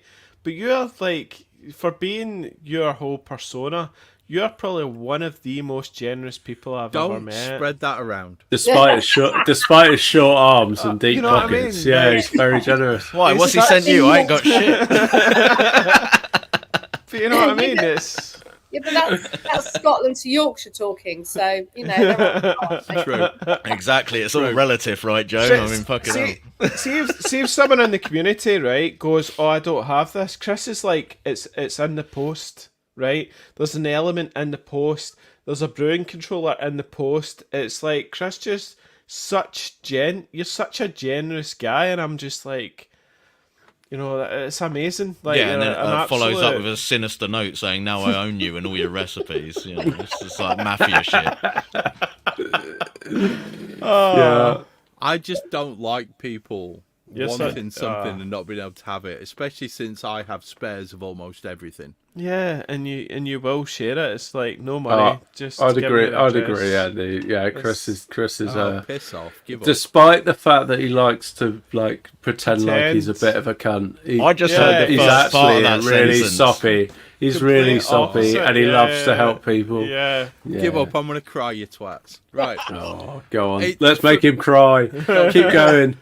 Oh, that's a challenge. Come on. I said thank you once. That's as far as I'm willing to go, guys. Sorry. I just want to help people. That's all it is. Yeah. I don't like people. It's like Deck broke his temperature controller on his fridge. All I keep hearing is I don't like people, and I'm like, I know, Chris. I fucking hate people. I don't like people. People are horrible. Chris, did you send the STC? It's in the post, mate. It was in the post yesterday. Yeah, I need to go wire it for him now. I know you do. Good luck on that drive, buddy. No. Brett wants to know when you want your big black dildo back. I don't want it back, not if it's been up him, yeah. Let's move on. He can keep that one. It's a wonderful thing, and to be perfectly honest, there's a lot of things that we could talk about that have been great moments on the podcast, but I mean, let's just move on, because otherwise I am going to cry. This is a big moment for me. As Tricky said, I'm the one who messaged him and said, shall we do a podcast? And then I've thrown so much fucking money at this podcast, it's not even true. Let's just keep going, because if I can make one person's beer 1% better, that for me is a win, and that's all I need. This again, Chris, you're like the generosity. You'll just put like a fermenter up to the community and go, right, someone take an Apollo. Like, wow. Just take it. It was unopened. Rob sent it to me. I paid him for it, but he sent it to me. And it's just sitting there taking up space. Look behind me. I have no space in my shed. No, you don't. Yeah, just take it. Just take the pod. Just take it. Every inch of this garage is taken up with brewing. I ain't got time. All right, I'm going to run a very quick quiz. Okay, like quick fire answers. Okay, what is the longest podcast we have recorded? Christmas 2021. So 1 hours and minutes. 4 hours. 4 hours 21. 4 hours 21 from Joe. 4 hours 12 from Chris. 3 hours 55 I'll give minutes. up, Andy. 3 hours. Shut up, you There's definitely been a over 4 hour pod. Checking us. Yeah, I should know. I really should know. I'm talking post edited length. 4 hours. Okay. 12. Well, in that case, 3 hours 53, because I probably chopped loads of it out. Oh, come on. Rob, you want to have a stab? 4 hours and 5 minutes. Oh, I think unsurprisingly, Trekkie is the winner. It was 3 hours and 34 minutes. There you go. For the Christmas special. I must have chopped a lot of that one out. Quite rightly so. Yeah. Quite rightly so. That was the stuff that would have ended up in some sort of legal action that had to be removed from that episode, I think, probably. That was a long we've had episode. a few of them. That's insane. Yeah, that's pretty mad. Just going back to the sort of old school episodes, it's reminds me of sort of the first few that we did, and at one point we got a few comments about the level of swearing that was on the podcast, and particularly from, I think, American listeners who were probably in the Bible Belt, shall we say, in the Midwest and the South, and they weren't keen. And we were like, okay, maybe we should do something about this, Chris. And then I did one episode where I tried to bleep stuff out, realised that 30% of the running time was going to be bleeps, and I had to sort of knock that on the head, and that was it. We're just like, we're going to have to lose them, Chris. One massive bleep. Yeah, exactly. Chris talks. Just all the way through. The thing that this comes down to is a very simple fact. If you're in the pub, nothing is bleeped. Oh. And it loses the message that you're trying to give loses something by not having that punctuation that swearing is for us Brits. Let's face it, it's punctuation at times. The tits moment would have never got through that filter, and we'd be a poorer podcast for it. So yeah, I don't want to embarrass Joe by telling that particular story, but he's now one of our close friends he's now. a top lad. Ivan Juggins, right? And his name was like, we can't believe this guy's called Juggins. So there was a whole tits.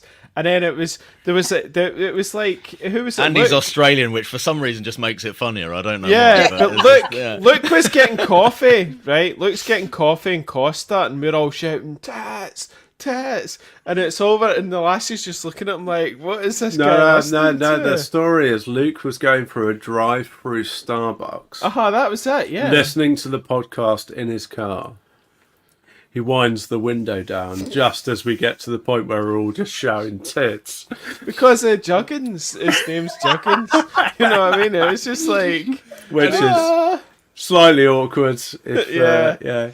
But it's the classic line was, speaking of tits, Ivan Juggins, at which point Ivan Owen rather lost his gob full of beer all over his computer.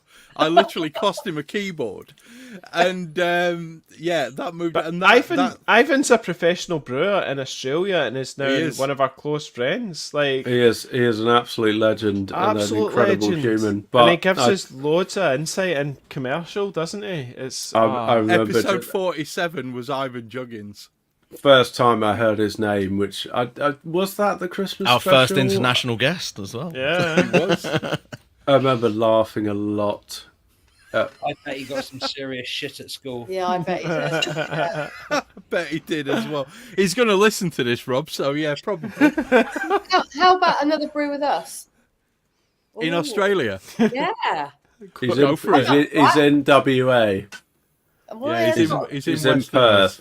Yeah. He can be excused for that. It's still Australia. Trip to WA. Rob, I'm not being funny, but I think you've just been told. You heard it here first. You can see him like grimacing, and he's like, "I now need to make this happen." That's but the holiday booked. Problem is, James is the one gonna want to go too, isn't he? I think more importantly, Rob's going to get on a 27-hour flight hungover.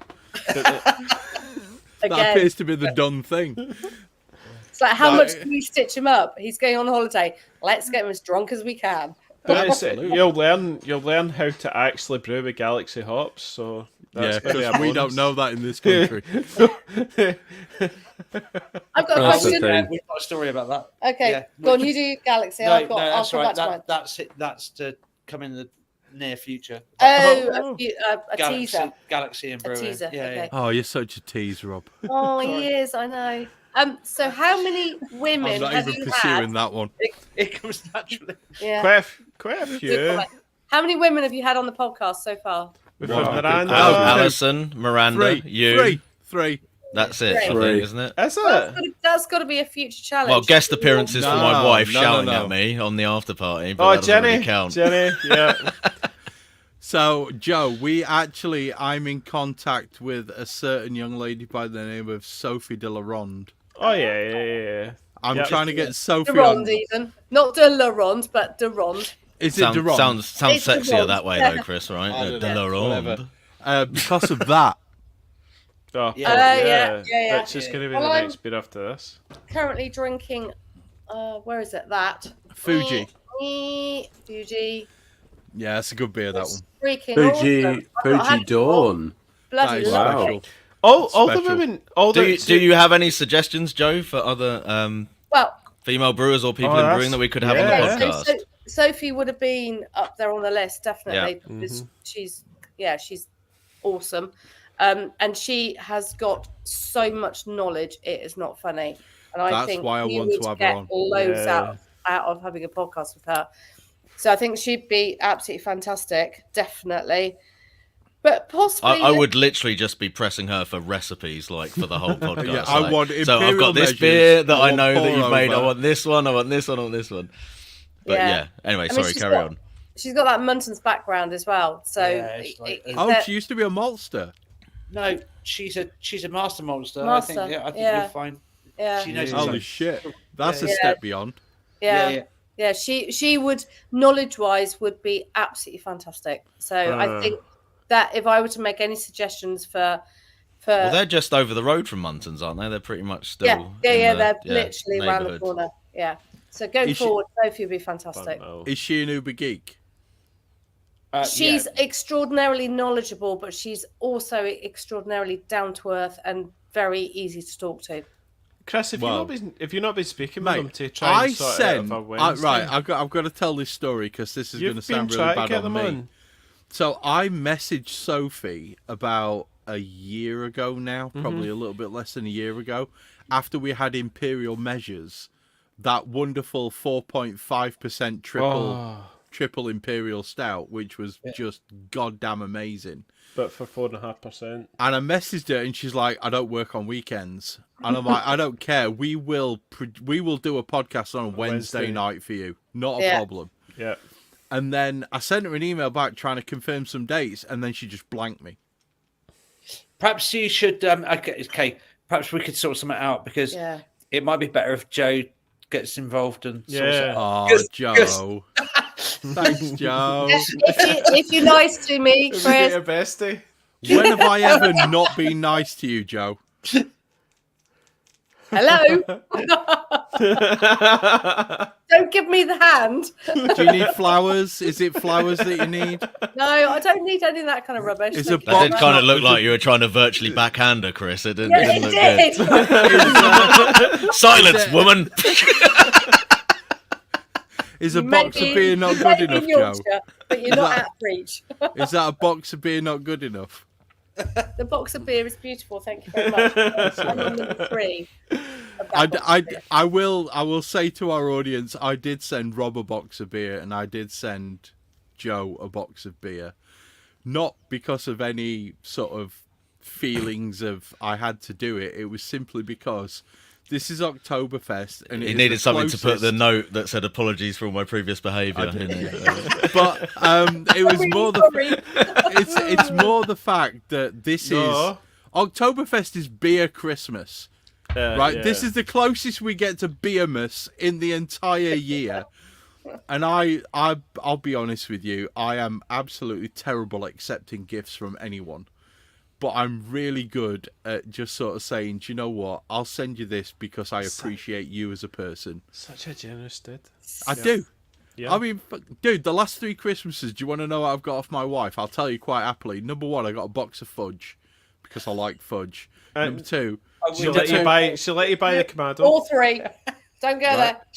the second one, I actually Tomato. got a bunch of God, what are they called? There's these specific chocolates that you get that are all citrus flavored. They're available in Sainsbury's, so they're not expensive, but they're really, really good. And the other one was I got a 900ml insulated coffee cup because I like to have cold drinks while I'm at work. I'm a very simple man, but I really love buying people gifts. It's incredibly fulfilling for me. So to have Rob and Joe being able to buy them a box of beer that they want to drink, for me is a very important thing, and it's something that I quite enjoy. It's massively appreciated. Thank you. I hope you get utterly battered on them, Joe. Yes, we will. That's all it is for me. I enjoy giving. I enjoy giving. All right, I don't Santa much Claus. enjoy What was the next thing on the note? Yeah, sorry. Yeah, I'm going grow for a a piss. I'll beard. be back in a minute. Who's that big grey beard? He's gone. I can't grow a beard. Talking Thank about you. actual Santa Claus, Yeah. that's the message of Beer Miss. There we go. He chimes in. There he is. Actual Santa. Right on time.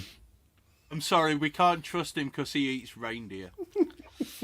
I thought it was moose. Was it a moose? Or was it He you eats- reindeer he as eats well? both. Hey. He eats both. The moose Santa was quite eats- tasty, to be fair, in jerky. Santa form, eats so. anything, to be honest. Yeah. So now Chris isn't here, but he's here, but he's pretending not to be here. Yeah. Is it actually the fact that he has got absolutely everything and there's nothing she can buy him? No. Chris, I think he's such a generous guy. He's one of these guys, he doesn't have like the best of gear or anything like that. Chris makes do with what he thinks is what is appropriate for him. Not appropriate, but just what works really well for him. Yeah. And then and he'll just give whatever. That's nice. You know? That is It genuinely is. very nice. And it's one of those, and that's why I raised it, because I felt like he's an inspiration to me, who's a tight Scottishman, if we'll put it like that, right? But it is such a nice thing, and it's refreshing because he's such a generous lad, and I see him do it all the time on our in the Patreon chats and stuff like that. If someone's got a problem, Chris will he's got no qualms Fix with it. sending. He'll just Mr. send Well, them. The thing is, Chris is not just generous with sending stuff to you. Chris is incredibly generous with his time. Correct. Yeah. And if It's you just know, a if generous you're having like a hard time in life, Chris He'll will be take there. the time out to spend to talk to you. Yeah. And I think a lot of people get the wrong impression of Chris. You know, Yeah. Chris is a brash Yorkshireman, Yeah. and a lot of people get the wrong impression. And, He's a big softie. Especially if they meet him online only. That's he's got a strong opinion and a big I mean, mouth. believe me, like I've known Which him is a online bad for a long combination. time. I've seen him fall out with a lot of people. Yeah, but truth be told, like if you get to know Chris and you become a part of his circle, there's no one that is more Crack the generous salty outer shell. And Oh, you'll yeah. find a sweet centre. You will. Yeah, he's like an armadillo. Exactly. He's always come across to me as extremely welcoming and kind and very Yes. lovely, and that clearly That's how what we know him as well. Yeah. And that's who he is. That is who he is. But Genuine. equally, as if you get something wrong in science, he will crush you. It's slightly scary. Yeah, if you kind of try and make some kind of inaccurate claim, he's going to come across in a somewhat aggressive way. But Yeah, I just said something about like alcohol freezing slightly lower temperature than something else the other day, and he like practically put a dunce hat on me. Like, what the fuck? yeah, That's not how you describe it, you absolute idiot. He was like, Tricky, I thought you were getting the science, you absolute mongoloid. That's Yeah. it. I've Exactly. relabeled you as Put a me dunce. right in my place there. Get back into set 4, you retard. Return to go. Do Yeah. not collect £200, That's you it. dickhead. Yeah, And that was me thinking I was making progress. there you go. Never mind. But no, I think we've finished blowing smoke up at Chris's arse. Now he's turned up. Yeah, Just Yeah, like back in saying What a Chris- cunt! Chris Oh, is a sorry, proper Chris, he's wanker. back Oh now. shit, he's back. Sorry. Oh, the Bockverst is now in the hair fryer. Yeah, The what first? Bockverst. Oh, okay. I've just put them in the air fryer. he's on the- taking Oktoberfest seriously, Joe. Damn straight. On the subject of food, can I just rewind back to the tomato thing? Apparently, it's full of bread and I can't eat it. Yeah, sadly, the tomato pie is very bread Use oriented. soda bread. It works fine, Joe. Does it? It Yeah, works to be really fair, there well must with be a soda way bread. around that with Yeah, Yeah. gluten-free bread, or most gluten-free bread's pretty nasty, to be fair, but you know. Yeah. The, I'm What are gonna you go. drinking a track beer? What is that? I'm trying to get it to focus. Club Is Spreads. that one? I mean, I've I've already had it, and I obviously tried it at Jeez, Love and Beer, but it's fucking great. Did you manage to try both? Did you try ours and? Yes, I did. Yep. Yeah. Because what is that? Is that a hot dipped mosaic Yeah. incognito? Incognito. And then what is it dry hopped with? That's a good question. Hold the line, caller. Let me. I'm gonna have to go Google it. Your It's call time matters First to time us. caller. Because Galaxy. Oh, wait there. Wait. oh, It's on the can. What's Rob drinking? 'Cause that don't look like no Citraloof, Max German Galaxy, beer. and Vic Secret. Yeah. Well, that doesn't look Wow. like a smoked beer. That's not a German beer, Rob. What are you doing? No, I've got Stiffo's version of Love Express as well. there you go. It's easy for you Oh, to no. say. Oh my God! Right, Nice. Owen, send to Thomas. Send Santa the tomato pie recipe. I think He's going to add Rudolph to it. So ready, Do it in anyway. Thomas. It's in the chat. Look in the chat. I've yeah. posted the recipe already, bud. So we have like joked a little bit about Australian hops, but were they using a large amount of Galaxy and Vic Secret in this beer, Joe, or was there anything they did with this one? I'm gonna go look it up. No, there was not. There was. I can tell you. Fine. In the homebrew version, 39 grams of Galaxy and 39 grams of Vic Secret Yeah. In the dry hop. Wow. in the So dry hop. I guess That's very treat fine. it with caution, but it can make a fantastic beer if you use it well, because this Yeah, is awesome. Yeah. No, Yeah. there's a lot to be said for that. Yeah, don't use it in the whirlpool hot They side. don't whirlpool.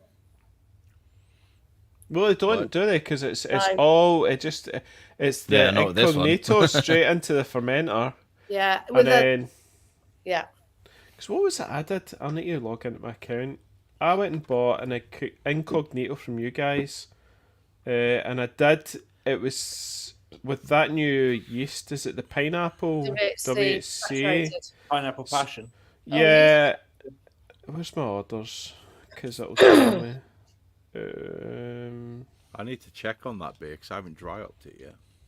Oh, El Dorado. So instead of Mosaic, I used Incognito El Dorado, and then I did. It was Citra and Nelson in the dry hop. Okay. But what had happened is, because it was 72 degrees mash temp, we're talking about muck-ups here, right?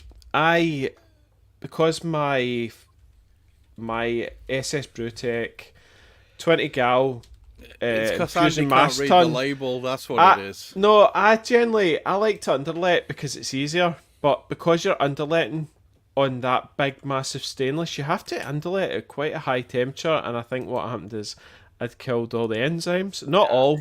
I'd killed a good chunk because I was meant to be, I don't know, quite a high gravity starting, and then it finishes higher because you're mashing higher. I ended up, it was meant to be a 5%. I think it was Love Spread's gravity, and it was meant to be 5% odds. I ended up with a 3.5%. But the great thing with that beer is the low bitterness. Yeah. So I've ended up with this crazy low ABV 3.5%. Nice. Juice, like it's like haze juice with the pineapple passion. So actually, I've got a very, very drinkable beer on tap that's low. Not that I was wanting to, but it's a lesson learned where I think what I need to do now is I need to bring the water in, strike it into my SS Brewtech 20 gal, and then add the malt after, so that I'm mashing in at a much slower temp. Underletting does different things to it, doesn't it? You used to do that with a 3-vessel system. Yeah, actually, Andy, what you're trying to do there with a 3-vessel system is actually quite difficult because the variables, like every time you brew the variables, it is so different. But I've got it nailed, but the problem was when I was trying to do a 72 degree mash. Yeah. No, it pushed. Where you see if you try to do a 67 degree or a 65, it's like fine. You're not messing up the enzymes. Yeah. But see, when you went up to that 72, it was almost like you're killing it. I think it's just in that process you're doing, your strike temperature was so high. What did you say? It was like 85 or something on your system crazy, it was. So that's just too much. That's like, So that first few kilos of malt that the strike liquor is touching. Yeah, they're basically getting burnt out, right? So That was that. So WHC pineapple. It was so high, and then that's what ended up doing it in, sort of thing. So yeah, it was a wee shame, but It's almost like Andy never watched the MASH episode that me and Have you got like a Herm system though? Like, are you able to? Yeah. So, like, say in theory, strike temp 85. Why is the strike temperature so high though? Because that seems like because way what happens higher is than so what you've need got to hit that with a temperature. see with that 20 gallon SS Brewtech infusion mash tun, it saps so much heat out of it. Because your garage is sitting at 15 degrees or so. So you should probably be preheating the mash tun or Preheat. something like that. Well, that's what... Remember, so we talked to Hoddy about it, and he was saying he actually sacrifices a whole load of hot water to his mash tun to actually heat that up before then he actually... Oh, no, I mean, I think I do that as well. So I'll account for the strike temperature from what's going to get sort of sucked out by the mash tun, but then it's like at the strike temperature I want it to be in the tun. So the one we've got now for the next one, it's Lalman. But it sounds like if you're pumping that straight in at that temperature to begin with, it's still hitting the grain at 80 plus degrees. The grain's at 80 and then it cools down. So what I did was, see for our Lalamond one, where we did the Panoma, right? What I did... Panoma. What I did was I actually put the water in first. Purple burglar alarm. Purple burglar alarm. It's not bad. I know. I actually put the water in first. He's been practicing that, hasn't he? Every day. Every day. Oh my God. The last 2 weeks. No, I put the water in first, and then I put and then did the usual mix it in with a big whisk. and it worked really well. So I think I might go that way now, unless, yeah, Andy, we'll see. I'm loving what you're saying. I'm gonna do a Let's wrap. I'm gonna do an Emmy Awards, and I'm gonna say, do you know what? I love what you're saying, but I'm gonna let you finish, but not right now. It was a wee learner at the end. Everyone's little science. Guys, can I just say, we have come quite far from where we were when we started, and we're hoping to go even further. And we want to keep giving you guys amazing content, and we've got some awesome guests lined up. There's a post on our Facebook. We've got Moot.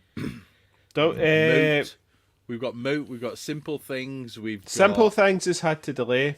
Yeah, we might be doing Simple Things next week, but that's Braybrook.